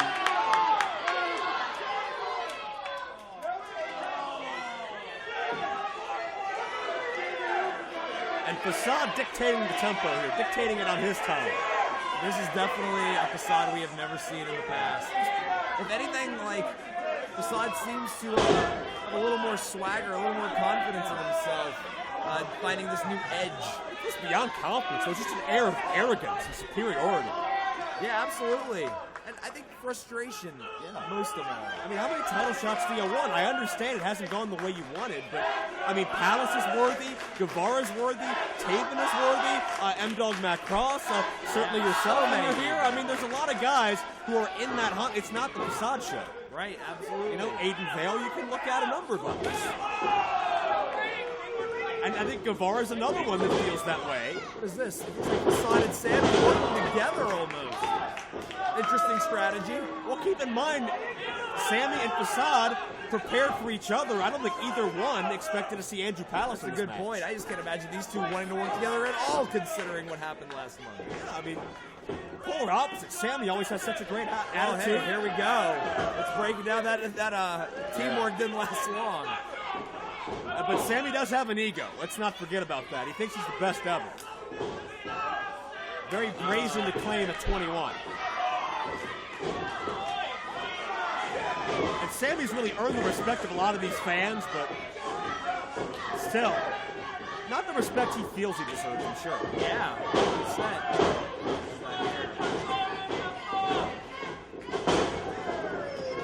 I feel like we're going to see a lot of one-upsmanship between Sammy and Facade. Similar style between the two. Yeah, rapid-fire game of chess, if you will. Facade with a heel kick. And Facade nodding in approval at himself. I think the mindset of Facade is completely 180. The crowd not even sure what to make of it either.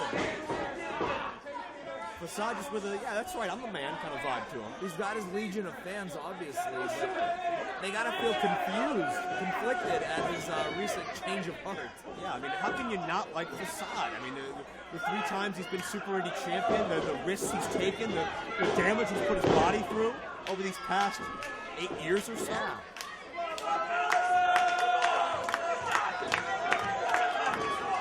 Sammy with a similar story down in Texas. Palace just beginning his turn. And the winner of this matchup moves on to challenge RJ City, Super Indy title, and I believe Retro Reunion next month. Yes, sir. RJ, somebody you have history. Really, you know all 4 of these men in the equation very well, the 3 contenders and RJ. I've wrestled 3 out of the 4 if we're including RJ. Actually, I think I wrestled Andrew Palace in his first ever singles match.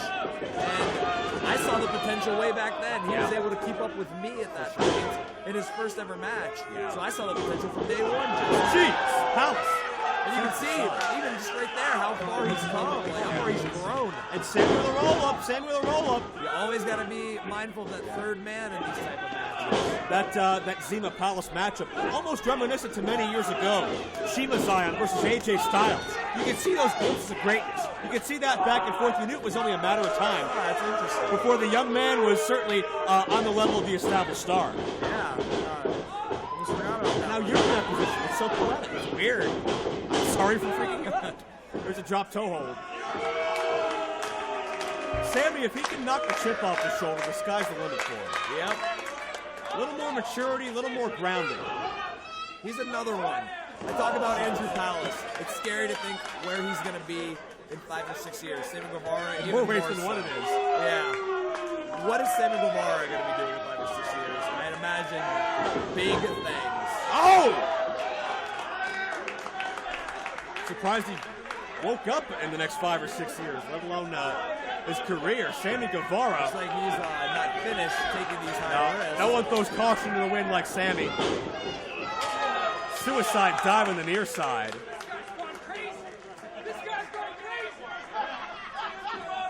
Guevara wants to win it. What a stamp that would be if Guevara can earn that title shot twice in a row. I mean, how hungry do you think the guy is? He travels so many hours from Houston, Texas. He's leaving it all out there in the ring every time he comes out there. Because if I drove 20 hours, 20 plus hours for a title shot, I'm going to make sure I do everything in my power to win that opportunity. Because I don't want to do a 20-hour drive home. Yeah, a defeated man. Where you're just left with your own thoughts. Absolutely. Terrible. So to me, he may be the hungriest of everyone. Sammy's been all over the map. Pennsylvania, Georgia, Colorado, Mexico. Germany, randomly. Yes. There's a 2 count.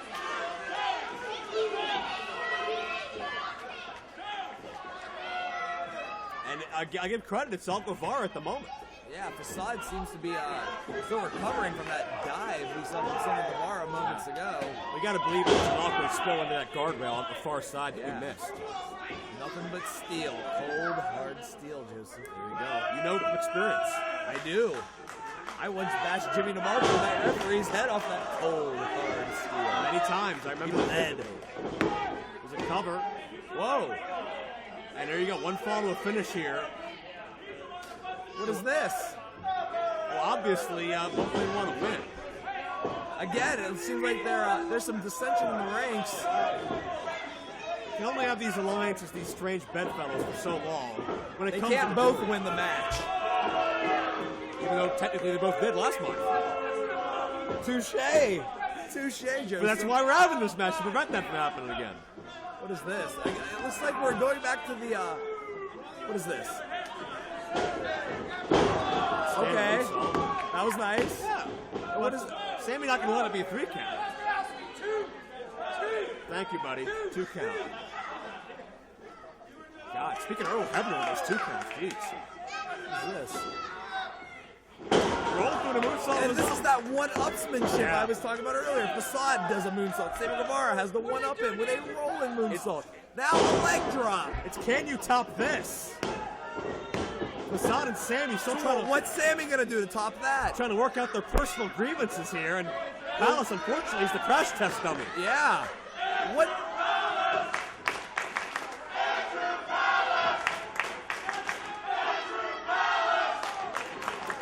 Oh my God! A 630 leg drop, standing style, and both men fighting over the pin. Nobody got 3. 2 or 3 2 counts though. And here we go. It's breaking down once again between these two. The issue from last month breaking down before your very eyes. Yeah. Well, don't talk about it. Let's fight. There we go. Meanwhile, these two better not forget about Andrew Palace. Carlos, I think, is sick of being the whipping boy. There we go. Sick of being disrespected. First the STDs. Look at Jimmy DeMarco. Now the son, Sammy. And Palace taking out both men. Breaks the grass. No, Palace has come alive, Joseph. you want to talk about that newfound confidence? That's what Palace has now. These people are with it. I have never seen Palace look this good. He wants that Super Indy title shot, Joseph. And it doesn't help Facade and Sammy's case when the entire building is behind Andrew Palace. Oh! Sammy into Facade. Sammy lands hard in the knee. Facade, I'm not sure where he was hit, but the damage was done. And now Palace. Drop kick didn't work earlier in the night. Second time the charm. Here we go. It's this pump handle maneuver. And Hernia driver. Will Sammy be pinned? Got him now, Facade. So close. Andrew Palace was so close, but again, that third man in these type of matches. Off comes that shirt that usually means Facade's ready to finish things off. He's ready for business now, Joseph. Aggressive kicks. This matchup, so physical now. And Facade Going to the eyes. I've never seen that before. This is what I'm talking about. It's like Facade is taking it personally that other people want a title shot. Oh! Facade was unconscious before he hit the ground. My God. And we're in a momentary stalemate. And this has got to, you got to be looking on this with pride with how the Super Indy division is being represented. Not the sports entertainment title like RJ City wants you to believe. Yeah, this is the Super Indy style that IWC has been known for, synonymous with for years and years. Built on, really. It's still alive, it's still thriving, it is still breathing, despite what RJ City wants anyone to believe. Certainly you've had your run-ins with him as well for that championship. Yeah, I still haven't got a rematch, actually. I'm not too happy about that, Joseph. Why am I not in this match? Take out it with the Marco. Well, look at that! Nothing but air. Sammy over top of Facade, but connects with Palace. Both men down. Facade, the only one standing. And how does Facade feel about the standing ovation for Sammy for the high risk? There's got to be some jealousy. There's got to be, again, that frustration I keep going back to. It's just the overall mood the vibe I get from Facade. But he's about to seize an opportunity here. What could we see here? Neon Ninja, Aerosol Assassin, but cut off with the pass. Again, Sammy knows Facade well. Facade nearly killed himself to beat Sammy in this building last time. What in the world? Well, obviously, they're in some very expensive real estate, but Sammy dropped on the Palace of Palace. He dropped Sammy into the front row? He dropped him on the guardrail, I'm not sure. With Sammy up now. They're in the crowd, Joseph. I can't really see from my vantage point. You can see how personal this thing has gotten. It's for the Super Indy title. You can't win out there, but you can do a hell of a lot of damage. Look at these guys, and look who's still in the ring. Oh my. Super Indy Samurai. Get up high. Caught his bearings and swords. Plancha takes out everybody. These three men, Joseph, are leaving it all out there. This shows you how bad they want that Super Indy title shot. They want that opportunity. And you can hear this respect from these people. This is the Super Indy they know as well. Absolutely.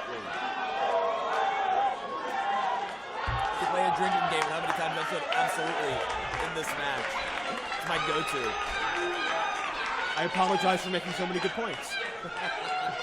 But right now, we got to get these bodies back in the ring. That's what they want to win this match anyway. And needless to say, advantage Facade. Technically, could Facade win this match by count out and still, he could still win the shot. That's what I would have done. If DeMarco would let him. That's a good point. Sammy, first man back in, but not by his own volition. Facade into the cover. DeMarco a little late to the draw. I'm sure somebody will complain about that later. But Sammy able to kick out. Palace disposes of Facade. 15 minutes gone by this contest, 15 minutes. What a war this has been, and they're still slugging it out. For 15 minutes now. And count. Back and forth. And no It's signs still of anybody's match. no signs of surcease.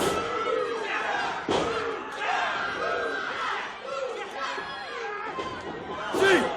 Oh, you can see Palace's head rock. And Sammy showing off as per usual. Again, be mindful of the third man, Sammy. Yeah. That's what happens. Especially when the third man knows no fear. And both men He get got it knocked won. out. He has to have this match won. Facade going to retro reunion. No. That's only two. And now a pin to Palace. And another 2 count. Facade's trying. I'll give Facade credit. He's doing a lot of things right with this strategy. But again, Looks like he's having words with DeMarco now. Possibly for DeMarco sleeping at the wheel on that count. DeMarco's doing the best he can. He's not a trained referee. But after what Going to Rashikage here, it looks like. That's Sammy right. with the knee. Sammy puts the brakes on. Facade going to springboard again. Sammy drilled by both sides. Cover 2 and no. Facade still with the wherewithal to interrupt.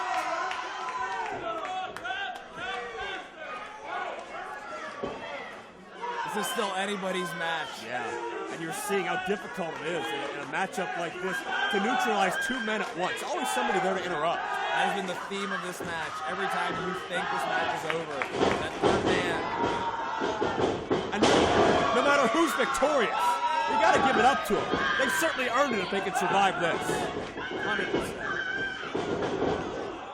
Sammy and Palace collide. Facade with the roll-up. Sammy escapes again, but just barely.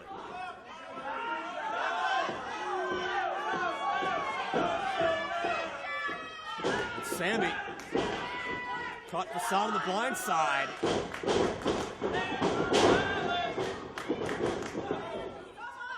Side going each corner now. Is that neck strength? Guevara sent into Palace. Palace, great adjustment. Side better keep his eye on these two.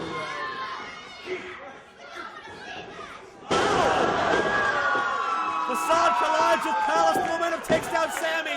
Both pinned. No. Gosh. seeing a great example of present and future of Super Indy competitors. But will the future become the present?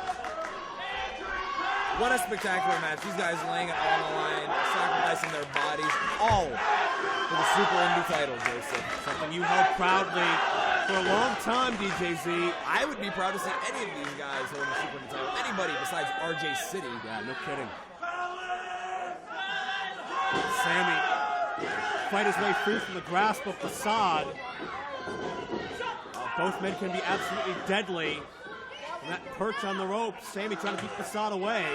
We've seen this before. If you remember Facade and Sammy's first match in this building, we think he's going for that. What do we got here? Palace gonna raise the stakes. Oh, powerbomb. Pin him. Now, cover, watch Sammy. Cover. Oh! Facade still kicks out. My God. The impact on that shooting star. Sammy Guevara in shock. Man, it's the second occasion both men pinned. That could have been a major momentum stride. I can't believe this. RJ Labar, I hope you're watching. Oh, roll up. Sammy gonna luck out again. No. Right to the back of the head. Educated feet. Does Palace have anything left in the tank? I think Palace. Oh! Sammy to the floor. Looks like he took a hard spill too. Sammy almost hit right in the guardrail. My gosh. DeMarco, check on him. Palace still looks like he hit his ankle hard. Wait a minute. In the ring. Facade! What? I can't have spray paint. Oh no. Don't tell me Facade, look at this. Don't tell me you're gonna be proud of this win, Facade. If you do it like this. Wait, what? Palace! What an upset! Here is your winner, and the #1 contender to the IndyWrestling Super Indy Championship. I can't believe it! What a moment! Where did he find the energy after getting hit with that can of spray paint? What a night for Andrew Palace! Facade is a complete shock. The coming of age certainly continues and grows for Andrew Palace. That's karma, Facade. That is karma. Absolutely. All three men put everything they had into this effort, into this match. But Andrew Palace, that confidence, the shackles broken, the anchor release, Palace can come into his own and perhaps become champion. Facade is in complete disbelief. Sammy Guevara injured on the floor. These three men laid it all on the line for these people. And you know for what? the opportunity. Facade has no one to blame but himself. And speaking of Facade, we got issues right now. Facade went for that spray paint. Went for the extra measure, extra exclamation point. And that time, that distraction, came back to bite him. Andrew Palace. But Andrew Palace is the next Super Indy champion. Andrew Palace is going to Retro Reunion to face RJ City for the Super Indy title. And Facade is irate once again. Facade is going to answer. A lot going on behind the scenes. Founding Fathers, a man down for the first time in their history, unaware of the whereabouts of Justin Idol. How will that affect one of our feature matchups later tonight? But talk about a feature. Talk about high risk, next level, and personal stakes. You got to be talking about the Super Indy title and the ladder match we're about to witness. Joe, I have goosebumps. I am so excited. I cannot wait. One of the most exciting matchups in all of sports entertainment. One of the most dangerous matchups. Sports entertainment, we're in pro wrestling Pro here, wrestling. buddy. Okay, thank you. I appreciate it. Not a dirty word in IWC.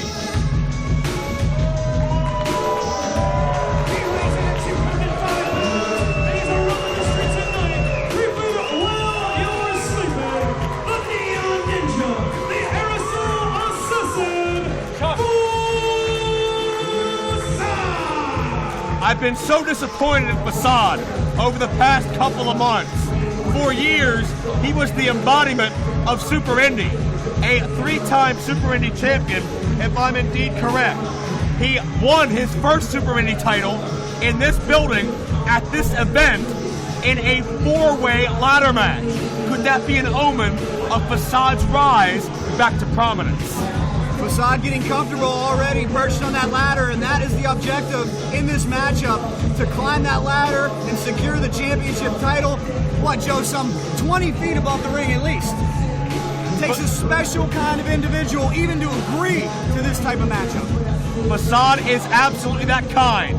He is high risk, high octane, devil may care. He knows no boundaries, no limits, and will sacrifice it all to win. But in Facade's eyes, that sacrifice has not been rewarded. The respect he feels he deserves from these fans and the competition from a rising shooting star has turned Facade sour, whining, complaining, kvetching. Facade feels more entitlement than he does earning his spot in recent months, and it's a damn shame. They say resentment is rocket fuel for success, and that could be the case tonight for Facade. And you can see a lot of Andrew Palace supporters front and center. Facade has been increasingly hostile towards these fans and Palace himself.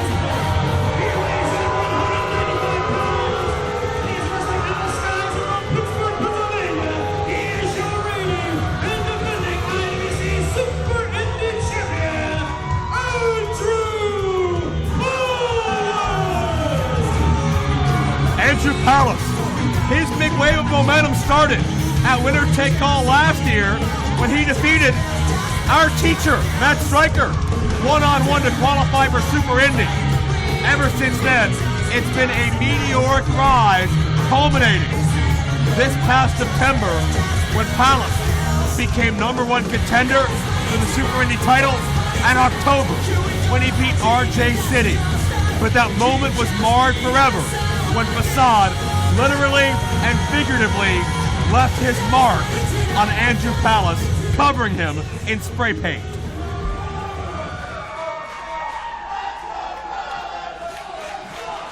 Palace claims Facade is jealous.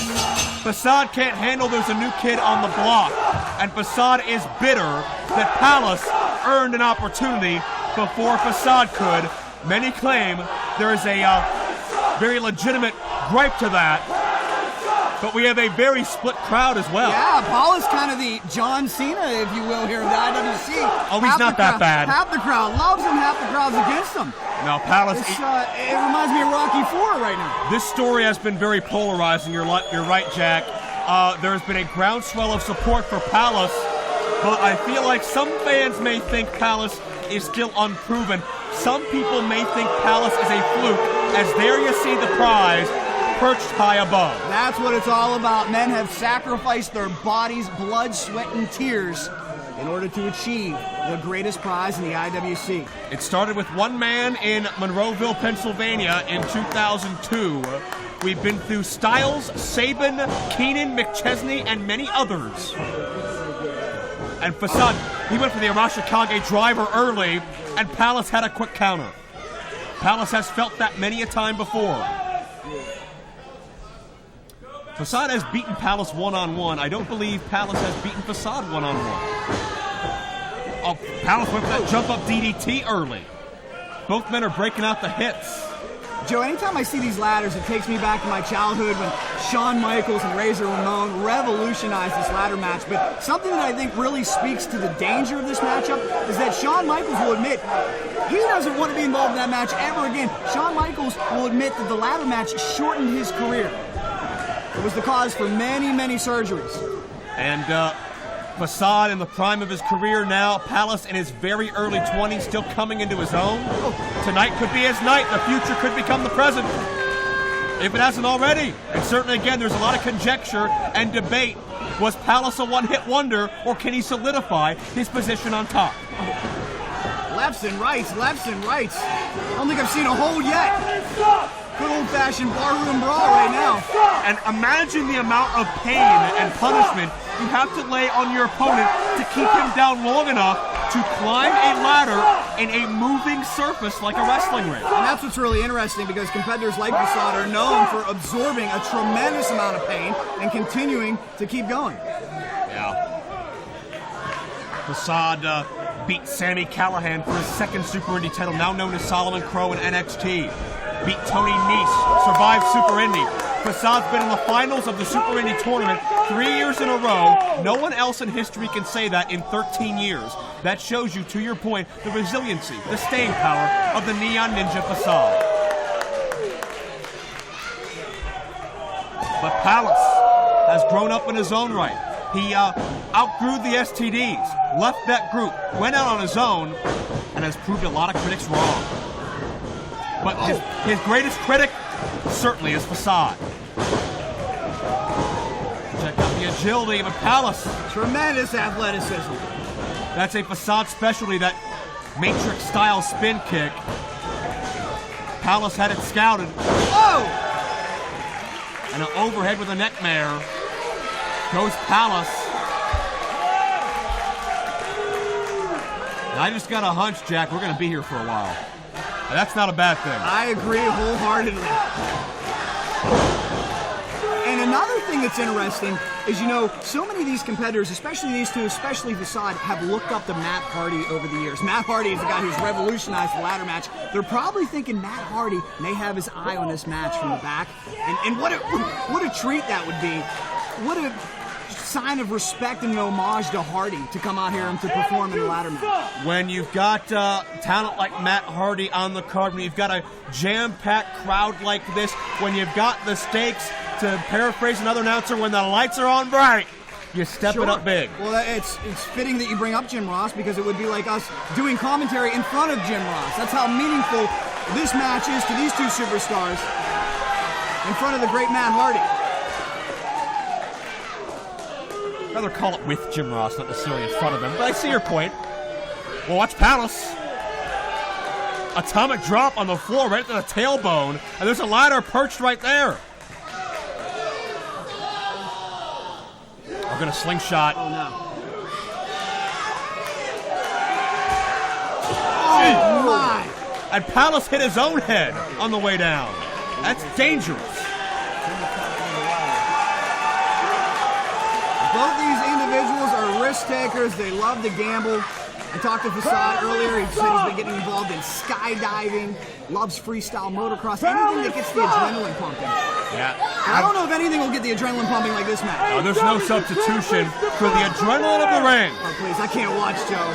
Well, Palace obviously can't reach the title from the outside. Seems these two individuals are just more focused on inflicting pain right now, doling out punishment.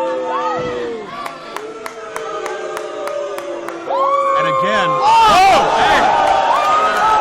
Are you kidding me? Let's hope those fans are okay. What the hell are you doing, Facade? Facade has no regard for the fans here in IWC. And Facade's had a lot of unkind things to say about Andrew Palace fans, but that's over the line. And look, it's endeared him to the rest of the crowd. This fan base is split between Facade and Palace. Facade has been, he's been like a pouting child lately, but I think some of these fans maybe respect that edge. It's not CM Punk, is it? Must be a CM Punk fan. You're seeing a lot of delusions out there tonight. I'm having flashbacks. Rather punkier than Grisham. Yeah. Now Facade gonna try to scale the ladder, and that's smart. Palace had to climb over the guardrail back into the ring. Facade's got extra time. Oh. Palace interrupts. And I got to admit, I did not expect the crowd to be quite like this. We've seen a very pro-Palace crowd in recent months. And I can't say I personally agree with the attitudes of Facade leading up to and certainly a moment ago in this matchup. The ladder can be used as a tool. It can be used as a weapon. Facade has his eyes on the prize. Are we nearing the end, Joe? Palace is there. Oh, no! Facade has impeccable balance. Right back up top, he can still get there. Well, balance won't help you with a right hand square in the nose. And another thing to note, Jack, I don't believe the other side of that ladder is meant for climbing. I could be wrong. No, it's not. It's just another dangerous aspect. Palace could not give chase to Facade. He had to find a way to knock him off. These two individuals are very ingenuitive, very innovative. Look for them to find different ways. If there's a way to reach that coveted title above the ring, they'll find it. Palace looking for weaponry. Sidestep by Facade. Hey! That doesn't feel good. As Jayworth would say, the mommy-daddy button becomes a target. I'm surprised Facade is taking so much time here. He has his opponent down, wounded, in a very vulnerable position. Go for the title. Oh. And again, after that low blow, a very surprising reaction from these people. Some appreciate what Facade's done over the years. Some feel it's time for new blood.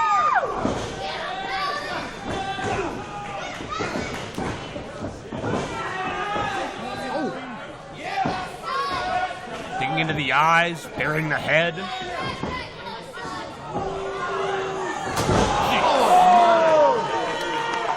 No way to land there that feels good. Can you imagine what it would feel like having your back slammed into a steel ladder? Imagine the edges of those rungs just dug up and down your back. And now a Palace sandwich with steel on either side. As we alluded to, this is a match that will change both of these gentlemen forever. We're going to feel this one for years to come. Oh, no. And Palace, I believe, elevated the ladder up into Facade as Facade was in midair. And it looks like it connected ribs first. Facade may have some cracked ribs right now. I'm not so sure Facade will be able to continue. And certainly, Joe, you've spoken to his toughness, but there's a saying, and that's pain makes cowards of us all. having that rib injury is certainly going to affect your ability to climb as well. And credit to Palace knowing the resolve of Facade, knowing it's not time to climb yet. You got to do something certainly pretty spectacular in order to keep one of these men down. Facade puts the brakes on. Oh! I don't know if Facade was aware that ladder was behind him. Now he does. Beautiful super kick. Shades of Shawn Michaels there. Great flexibility by Facade.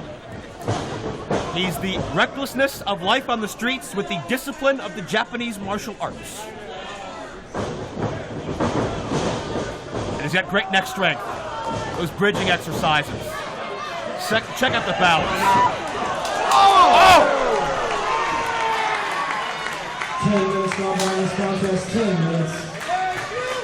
We heard the announcement, Joe. There are 10 minutes gone, and we've yet to see either superstar really attempt to grab the title.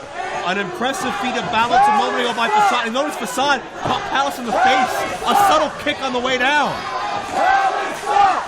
You want to use another JRism, the educated feet of Facade certainly has been his strongest ally through the years.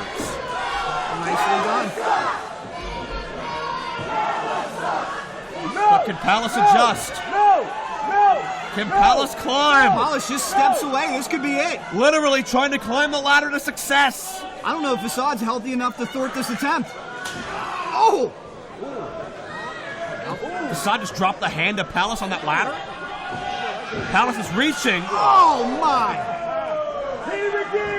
But couldn't get there in time. The further you climb up the ladder, the more careful you have to be not to fall because this ring is shaking. It is moving. Oh, jeez! Could have broken his neck. Oh, the agony, the pain. And Joe, you know somewhere in the back, Matt Hardy is watching this with a smile on his face. Palace is not moving. His neck got sandwiched. Both of these competitors leaving it all out in the middle of the ring. Who will be the first to reach the title? Oh, they are neck and neck, a symbol of how they've been in the Super Division. Was that a twist of fate from the top of the ladder? A modified neckbreaker, certainly shades of some of the ladder greats of years gone by. And the respect from this crowd is very apparent. Super Indy has always been about pushing your body beyond its normal limits. We've seen people pass out from pain. We've seen people bleed. We've seen people break bones in these Super Indy encounters. What happens if neither of these competitors are able to get to the top rung and grab the championship title? I think that may mean both these men have deceased. That's the only way you gotta go to keep these men out. Facade lives and breathes that title. Palace lives and breathes this business, wants that next level. Palace. Oh no. Oh my goodness. Facade aimed that right for the feet or maybe the hands. Oh goodness, Joe. What we've seen already will take hours at the chiropractor, hours of physical therapy, hours in the ice tub, and we have yet to declare a winner. Well, I think we may be about to, Jack. This match may be over.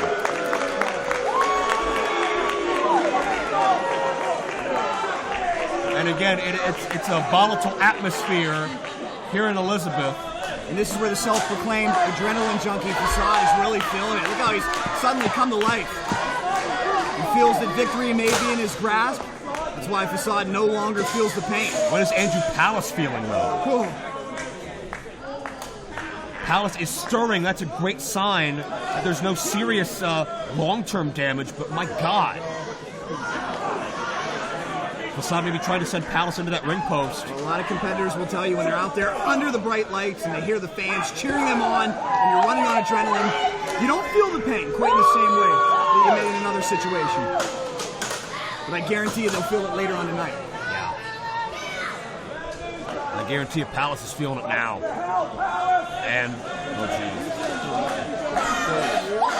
This young man has such a promising future. I would hate to see it ended here. The IWC winner takes all.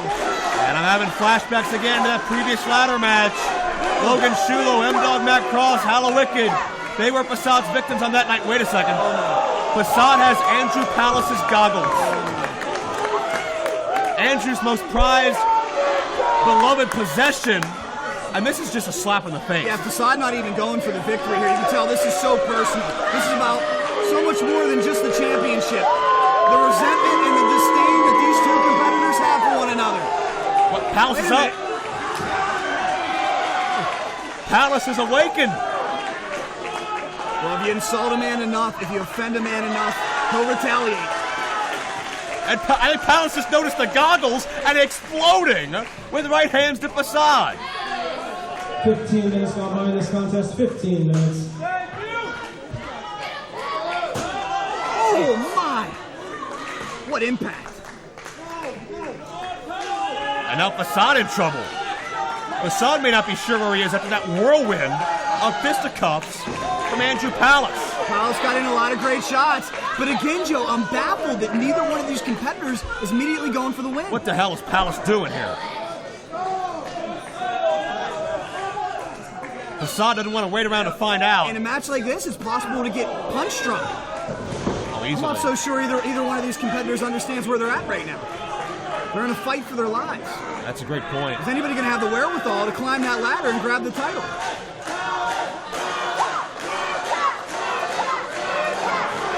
And again, both men with their cheer. Oh no! Oh no! Oh please no! That's please it! No! A Rashikage driver! Oh! That's it. Ring the damn bell, Joe. I've seen enough. I can't see these careers end like this. Holy shit! Holy shit! Holy shit! Holy shit! Holy shit! Holy shit! I've seen a lot of things in my near 12 years here, but I cannot remember an impact, a landing as breathtaking, as scary as that is. Hollis and Facade, they're entertaining the heck out of all these fans here in this arena, and that's what it's all about. Again, Joe, we know this is the last night for Chuck Roberts. Do we really want to see this be the last night? Jack, I'm all for entertainment, but these guys are killing each other out here. That's what I'm You gotta draw the line. These two young men with promising futures. It could be all over right here. And at what cost? And I question Facade's motives. Knowing about that young man, what I've known these past couple months about how he views Andrew Palace. Facade has his wits about him. Is he able to... Look at Palace. Palace put the goggles on. I don't know if Palace knows where he's at right now. Well, I think Palace is seeing the world a little differently. Oh! Are you kidding me? Oh no. Oh no. Oh, with authority! What a power bomb off the ladder! Climb the ladder, Polish! This is your time, kid. These chances may be once in a career. One chance to live your dream. Wait a second. Palace not looking at the belt. It's about more than a championship. Palace has never hit that maneuver. The goggles on in the splash. He's missed every time for 2 years. But tonight, the biggest match of his career, Palace finally connects. Joe, I noticed something there, though. Paulus was looking for the 3 count on that. He's not in his right mind right now. Perhaps finally coming to and realizing he's in a ladder match, realizing what's at stake, what has to be done to accomplish a victory tonight. Oh, if there's any time, it's now. You gotta climb. Your Super Indy dreams are a fingertip away. Great defense by Facade. Facade stirring. All you had to do is shake that ladder, put Palace off balance. Could this... Oh. And again, Facade. Time to destroy the ladder. Yeah, It's not going to help either competitor. Can't climb that opposing side, but he's going to try. Oh, no. Both men reaching simultaneously. Just centimeters away. His fingers tips are on the title. Oh, no. Is that a can of spray paint? No. Facade's got the spray paint. He just hit Palace in the head. Don't do it. I think he's going for the eyes. This could permanently blind a man. But Palace has the goggles. Palace with the goggles. The goggles did come in handy after all these years. And Palace, can he get? Palace has the title.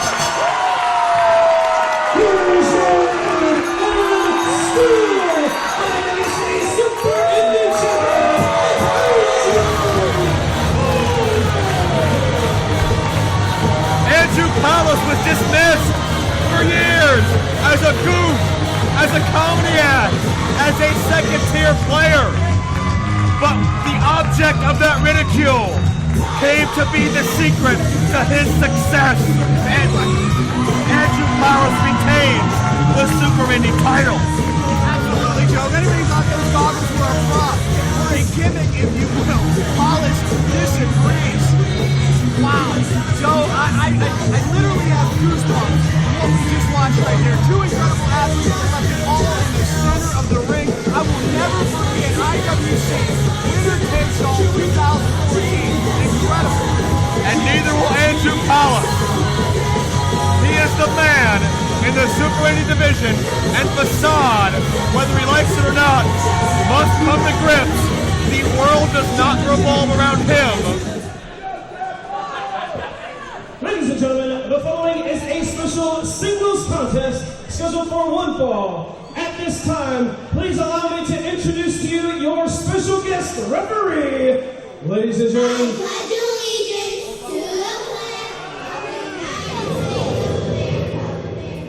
please welcome back Sammy. Whoa! Jack, it's time to go nuts! Jimmy Nuts, a meteoric rise in 2014, shut down cold thanks to Team Big League. They injured his knee.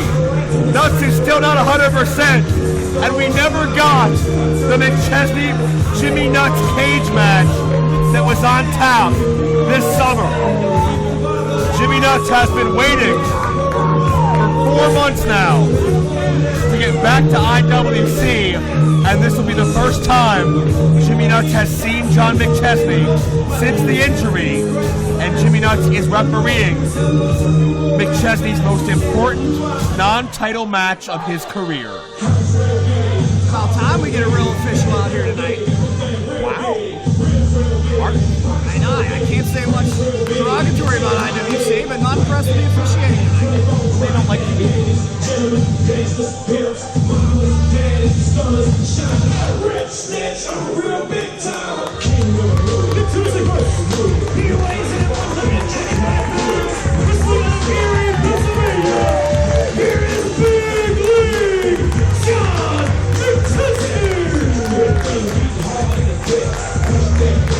What a touching moment. What a sentiment it was. Earlier tonight, when Chuck Roberts bestowed the IWC Championship belt that McChesney had worn so long, 2 years cumulatively, over 2 reigns.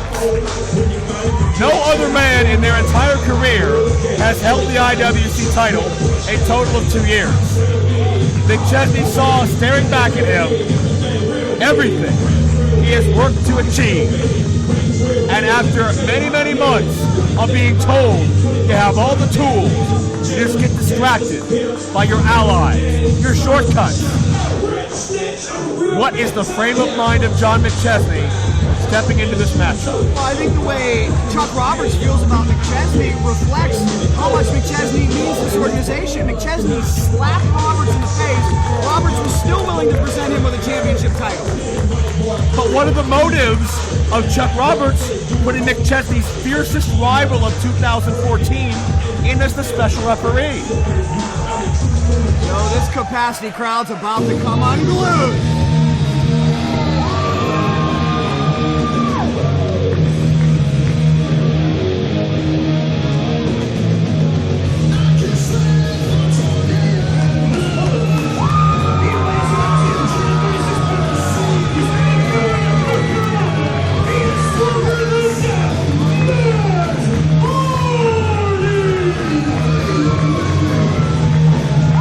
Sensei of Matitude, Más Fuerte del Muerte, stronger than death.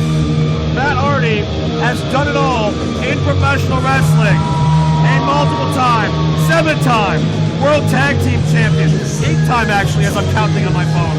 ECW Champion, US Champion, European Champion, Hardcore Champion. Certainly one of the most iconic individuals in professional wrestling, as you mentioned earlier, a trendsetter and innovator for a generation. And Joe, let me tell you something about Matt Hardy. He's had so much success in WWE, ROH, TNA, you name it. Just because he's here on what some would describe as a smaller stage, that doesn't mean anything to Matt Hardy. He's such a proud competitor. Everywhere Hardy goes, he wants to be the best. He wants to make a statement, and he told me earlier that he plans on systematically destroying McChesney here on Chuck Roberts' last and final night in the IWC.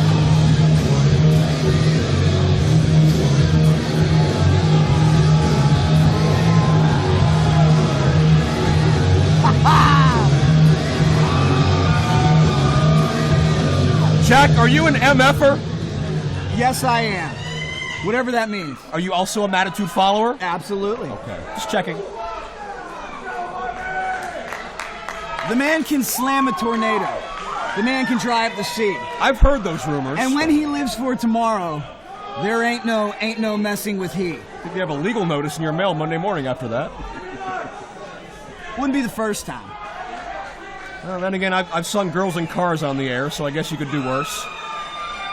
Be that as it may, Matt Hardy, to your point, Matt is not looking at this as a day off. Just because the national television cameras aren't here, Matt has gone on record as saying he studied John McChesney, he knows he's one of the best, he's prepared for him, but Matt, much like Chuck and many of us here in IWC, just does not agree with the path John McChesney has chosen.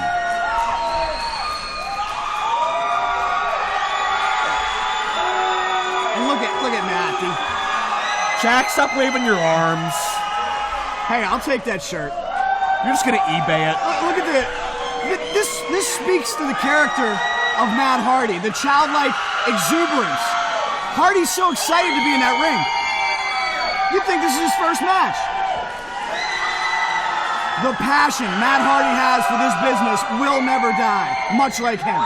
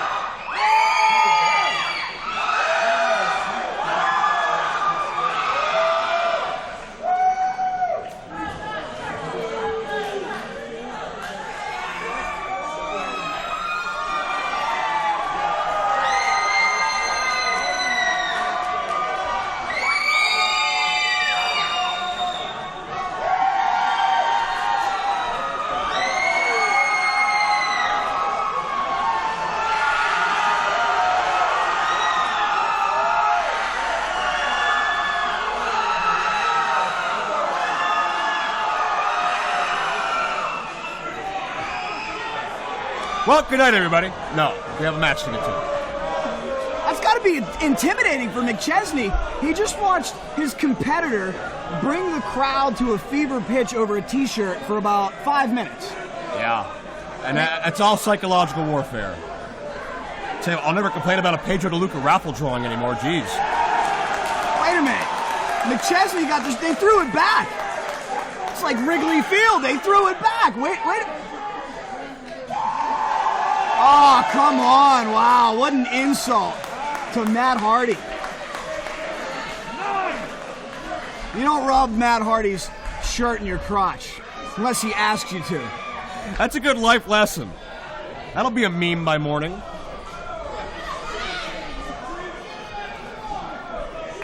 But I think that shows to me that McChesney, Chuck Roberts' words earlier tonight may have fell on deaf ears.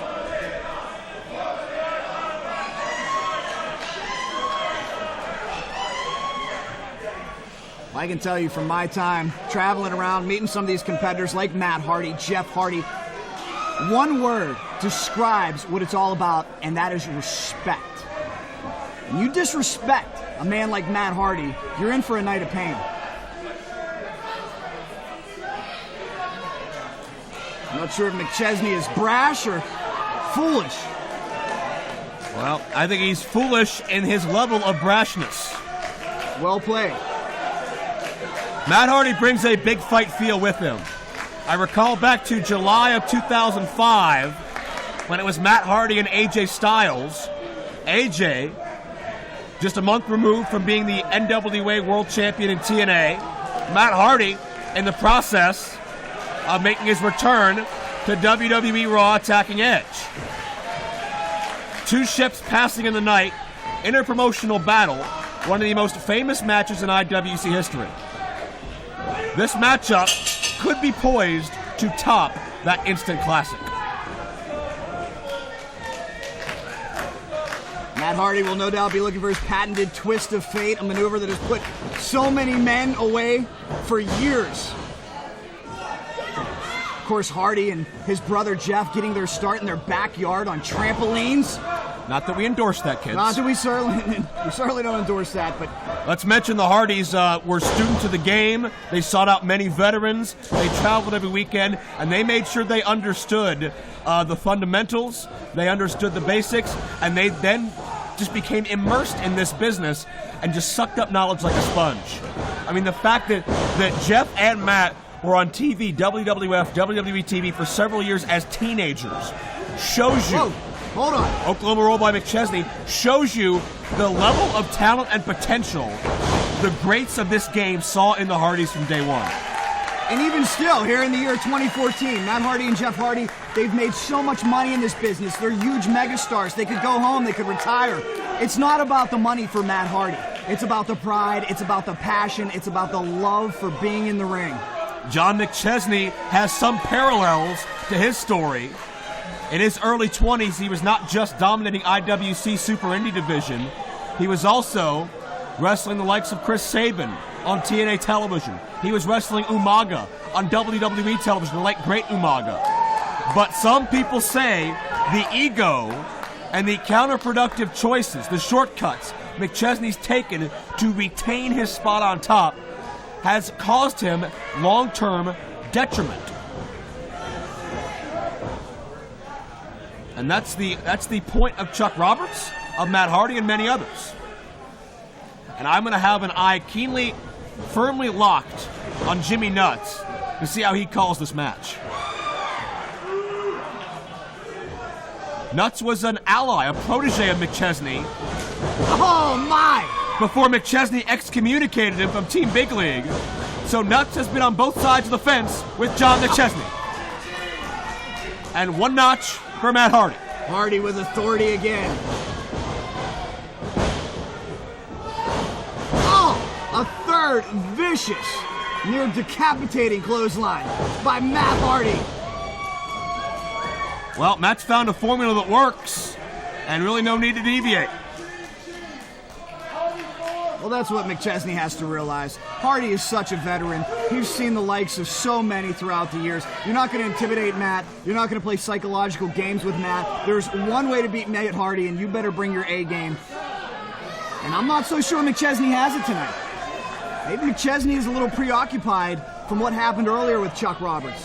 Well, that's certainly a valid potential scenario, but John McChesney has surprised a lot of people. He's caught a lot of people underestimating him. I mean, how often do you slap a man in the face and he still respects you by giving you one of the greatest honors out there, a championship title? Chuck Roberts continued to build McChesney up and tell him how important he has been to this organization. Matt Hardy doesn't care about any of that. McChesney asking himself, how do I solve the puzzle at Matt Hardy, the enigma? Matt Hardy has shown no weakness, no hesitation, and no shortage of confidence. McChesney is flat out off his game. Well, McChesney doesn't want to get in the ring. That's something that our official's going to have to address here soon. Well, I think Jimmy Nuts is like the rest of us. Jimmy Nuts wants to see who comes out on top. John McChesney has beaten CM Punk, Christopher Daniels, AJ Styles. He's hung toe-to-toe with Hall of Famers like Jake the Snake Roberts. McChesney was ranked number 1 in the history of this organization, the top 200 stars in history. McChesney's background is well documented. Well, what's impressive is that this is McChesney's home. He's been here since 2003. Who else has had a tenure like that? Who else has had a run like that? Very few. You can count them on one hand and have a lot of fingers left over. Oh, my. And this is the first time McChesney has had to contend with Matt Hardy. And Hardy elevates McChesney to the outside. The winner!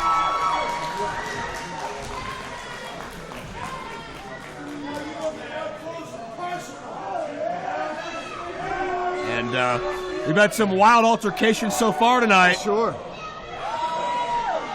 And Jack, I'm sure you'll agree with me, Matt Hardy, arguably hardest right hand in the business. I'm not one to argue with you. One of the hardest chops, too.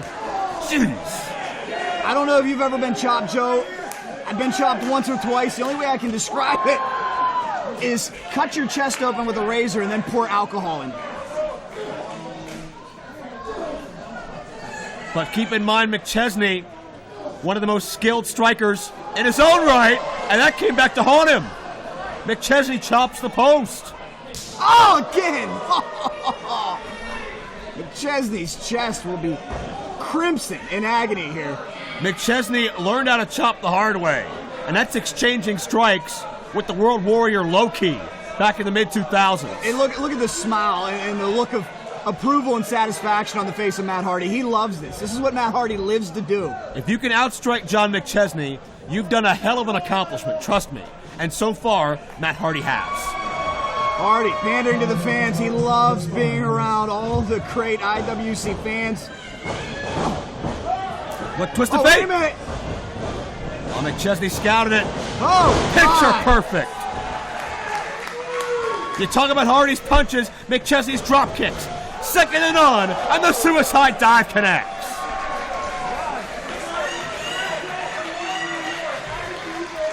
And that's the John McChesney we've grown accustomed to over the past 11 and a half years. That's the two-time IWC champion, now feeding off the crowd. And the crowd appreciating. Very impressive. Joe, that's very impressive. I mean, you got to figure, a big superstar like Matt Hardy out of Cameron, North Carolina, comes into Pittsburgh. You'd think unanimously the crowd would be behind him, but still so many McChesney fans here. It speaks to the tenure and the greatness of McChesney. To be fair, they were chanting IWC and not for John McChesney. Well, I think McChesney represents IWC. To some extent he does, and that's not always a comfortable thing for us to admit because we don't really like him, but again, the numbers tell the story. McChesney is number 1 in our history. Oh. And a lot of times we don't want to claim him, but certainly bell to bell, McChesney always, when he wants to. Going for the cover. When McChesney wants to, he always steps up and proves his worth in IWC. Problem is he doesn't often want to. He likes to depend on Brooks or Justice or LeBar.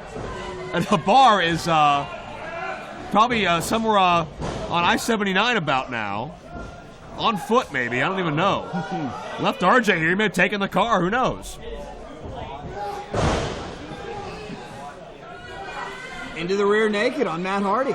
McChesney trying to wear him down, squeezing with everything he's got.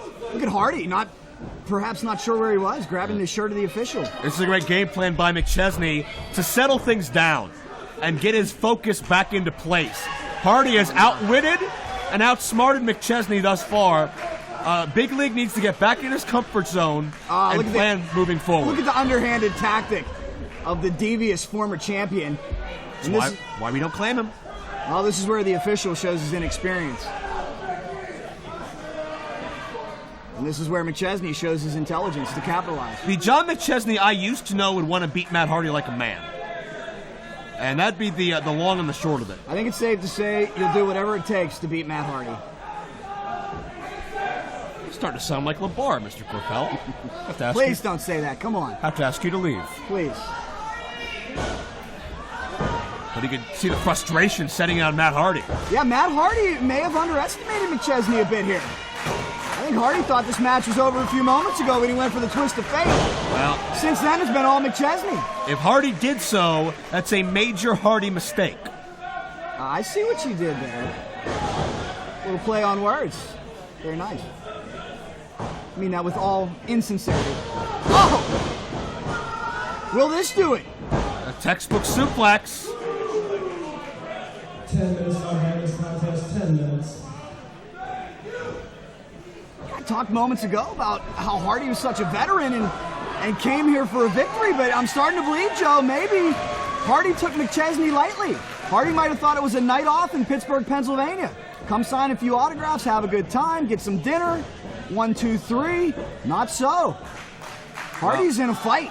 I think even if it is the most prepared Matt Hardy can be, he's still going to have a tough time with John McChesney. No question about it.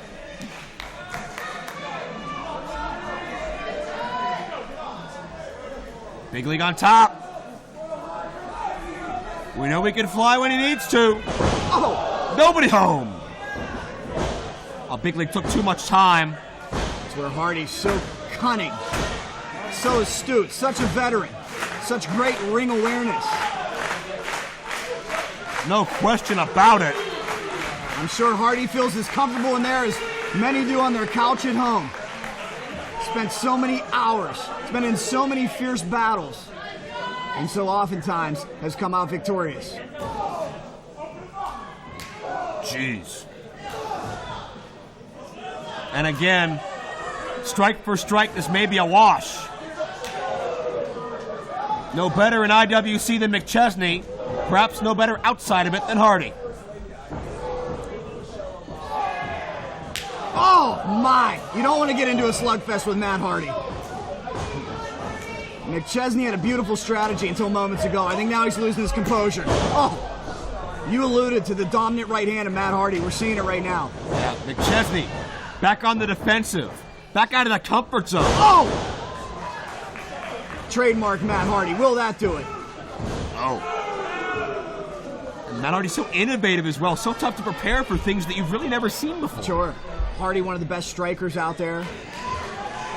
He's trained in a boxing ring. He's trained a little MMA. He's done it all. He's a very dangerous competitor. The beautiful bulldog. That could do it. McChesney's prone 2-0. Shades of the late, great Davey Boy Smith on that one.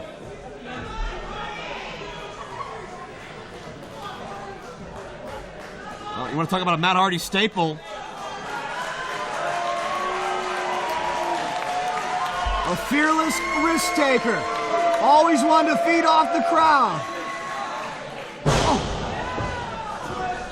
Hardy, so charismatic, so carefree. Oh my! Hardy signaled for the twist of fate, but it was a cruel twist of fate for Hardy as McChesney measures Hardy with a super kick. Is Hardy out? He may be. This is done. Oh. Very, very near fall. I'll say it right now. If that was any other competitor other than Matt Hardy, McChesney probably has his hand raised right now. This is where Hardy finds another gear. The same gear that has helped him survive those grueling tables, ladders, and chairs matches over the years is what he's surviving on now. That'll be the challenge for McChesney, finding a way to put Matt Hardy away. Oh, wait a minute. Oh! That's a side effect. That could do it. Oh, my. 2 7/8 there. The twos are getting longer. Second time. Will this do it? Matt Hardy looking for the victory. That's got to be it. No.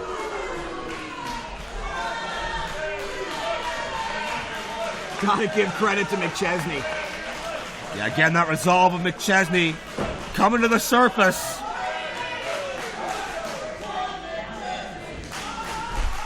He's taken the bruising and forceful offense of Matt Hardy, and McChesney has continued to keep his shoulders off the mat for a 3 count.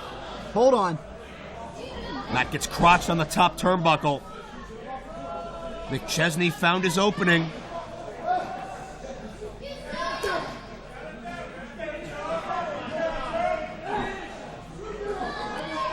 Superplex attempt, Matt fight for his life. Oh.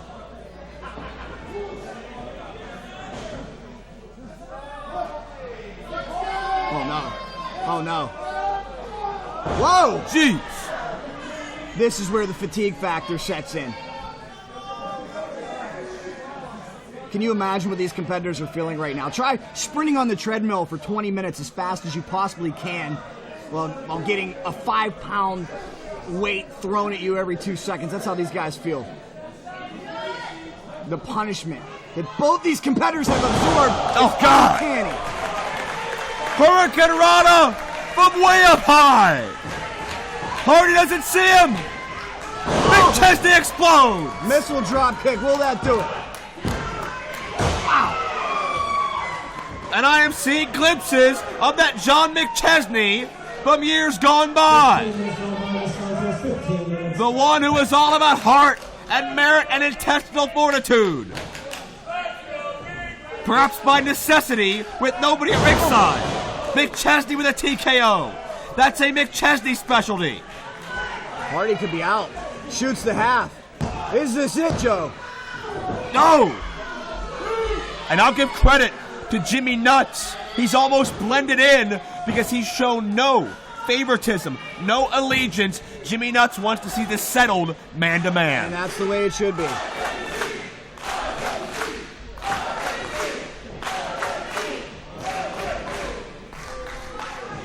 Second TKO. No, the twist! Twist of fate! Hardy got it! Will that do it, Joe? Shoulders down! Wait a No! minute, he kicked out from the twist of fate? Are you kidding me? 2 side effects and a twist of fate. Hardy can't believe it. Hardy's talking to the official. Do you realize the caliber of superstars that the twist of fate has put away over the years? Almost everybody. But Hardy knows what he needs to do. That trump card. Once again, the twist of fate counter. The backslide. McChesney! No! No. Woo.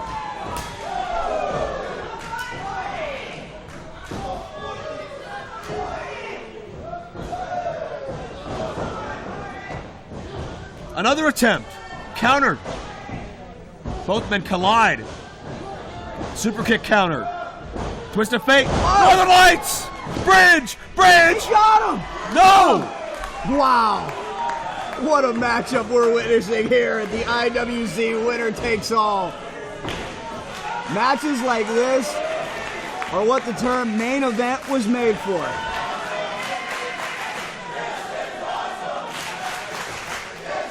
It's pretty safe to say the fans here concur.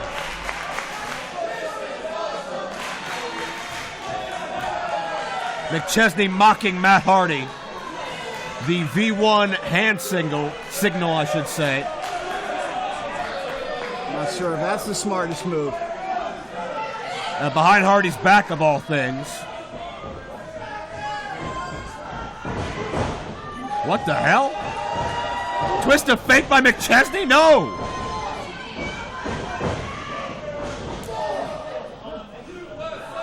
Hardy. Oh! Super twist of fate! That's gotta be it, Off Joe. the top!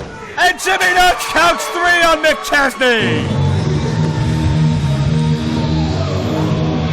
What is this? What the hell's going on? That's That music. That's Colin Delaney! Get security Team out. Big League! LeBar! You wish you would have said no, Yeah! They're on Hardy! They're insulting Jimmy Nuts! year of LeBar. It's a big league celebration. That's it. Come on, Kyle. Keep getting him. Somebody stop this! Yeah, come on. Come on. Oh no. Whoa. A message to Tommy The Dreamer! end of Matt Tell him Hardy. the DT. Hey, hey, hey. Here comes Dalton Castle! Get him. So tough, Peacock. Dalton walked into a pack of lions, but he did it because it was right. It's nuts. This is terrible, Joe. It's been a beautiful evening. It's been an evening of entertainment. Now it's ending. Oh, and it gets Complete better. Oh, it gets better. Give him another one. You gotta believe Tommy Dreamer will see got this one piece more of footage, guess. and it'll be hell this to is mine. pay. Let me have this one. Justin Plummer's back, and that's the last place he needs to be. What makes these guys think they can Yeah, hijack buddy. this show? You want some of this, Plummer? Oh, I've been waiting for. Oh yeah. Get out of Oh, there, you're Plummer. so. Get out of there, Plummer. Come on. Oh, don't break out of your vest here. Come on. You've been humiliated, Come on. disrespected. Oh, wait. Hang on. No, you're not going to do this. Stop for a second. Hang on a second. Hold on. Hey, Chuck LeBar, I knew your weasel face would show back up. I knew you'd be back in this place. So before you guys think about doing what you're thinking about right now to either any of these three guys or Justin Plummer, I introduce to you right here, this is Justin's wife, Mrs. Plummer. Sweetie, did you come to see what a real man looks like? No, I'm sorry. Justin, she didn't come here to see what a real man looks like because if she wanted to do that, she certainly wouldn't look at you. That said, I brought her out here because I wanted to introduce her to all of you. You see Mr. Delaney, you see Mr. Justice, you see Mr. Brooks, and you see Mr. LeBar. This is Justin Plummer's wife, Mrs. Plummer. Her name is Jenny Plummer. And Jenny Plummer just happens to be just his wife, but not just his wife. This is also the wife of the new owner of this company, Mr. Justin Plummer. What? Wow. So Mr. Brooks, Joe Brooks, Mr. Justice, and Mr. Delaney, if I were you, I wouldn't put my hands on the new owner if I were you.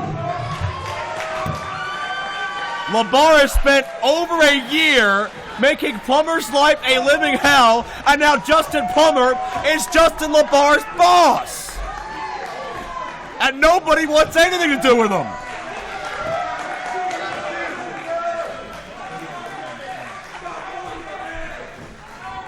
Well, what a way for Chuck Roberts to go out. A fitting way to pass the torch. All LeBar has is McChesney. Whoa.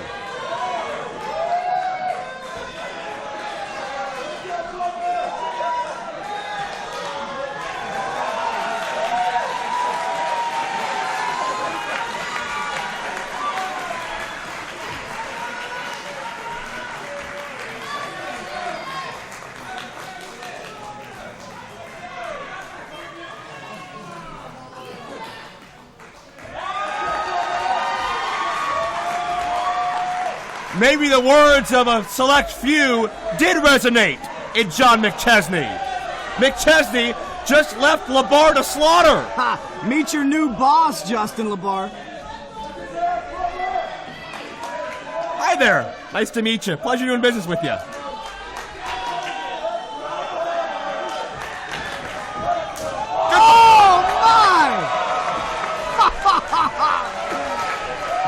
a year and a half in the making.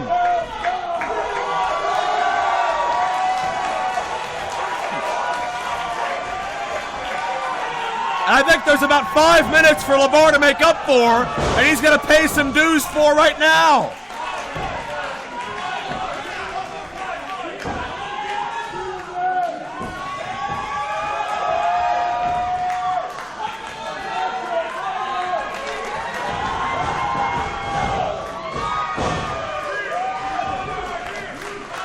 I can't tell you how long I've waited for this moment.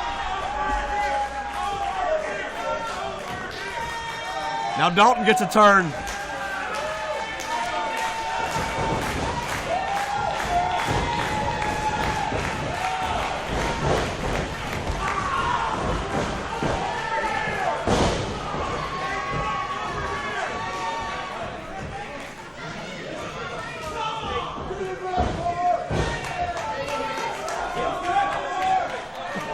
And now Matt Hardy. LeVar lied to us all and told us Hardy was joining Team Big League. Oh, my! I'm pretty sure Justin LeVar wishes he was in a different state right now. We all thought he was out of here. Foolishly came back. Plumber, you better get this out of your system now, pal. Because when you're in charge, you got to be the voice of reason.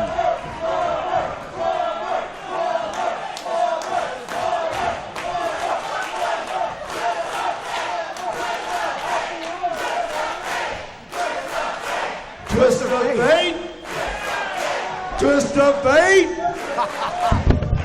This could be the end of Justin LeVar's career. I love it. We're taking requests.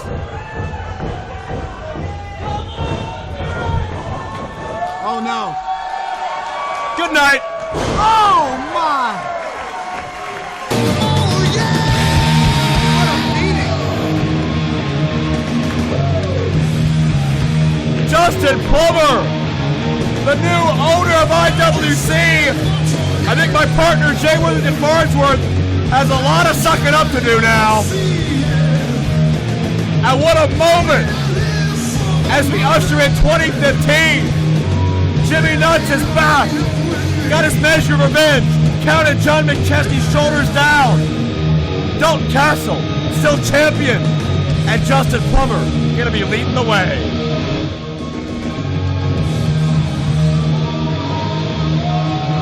Ladies and gentlemen, what a night from Elizabeth, Pennsylvania. Joe, one of the greatest nights I've ever experienced in the professional wrestling business. I heard so much about how all the action here at the IWC is must-see. I must say, I fully concur. For Jack Corpella, I'm Joe Dabrowski. We'll see you in 2015, the new era IWC.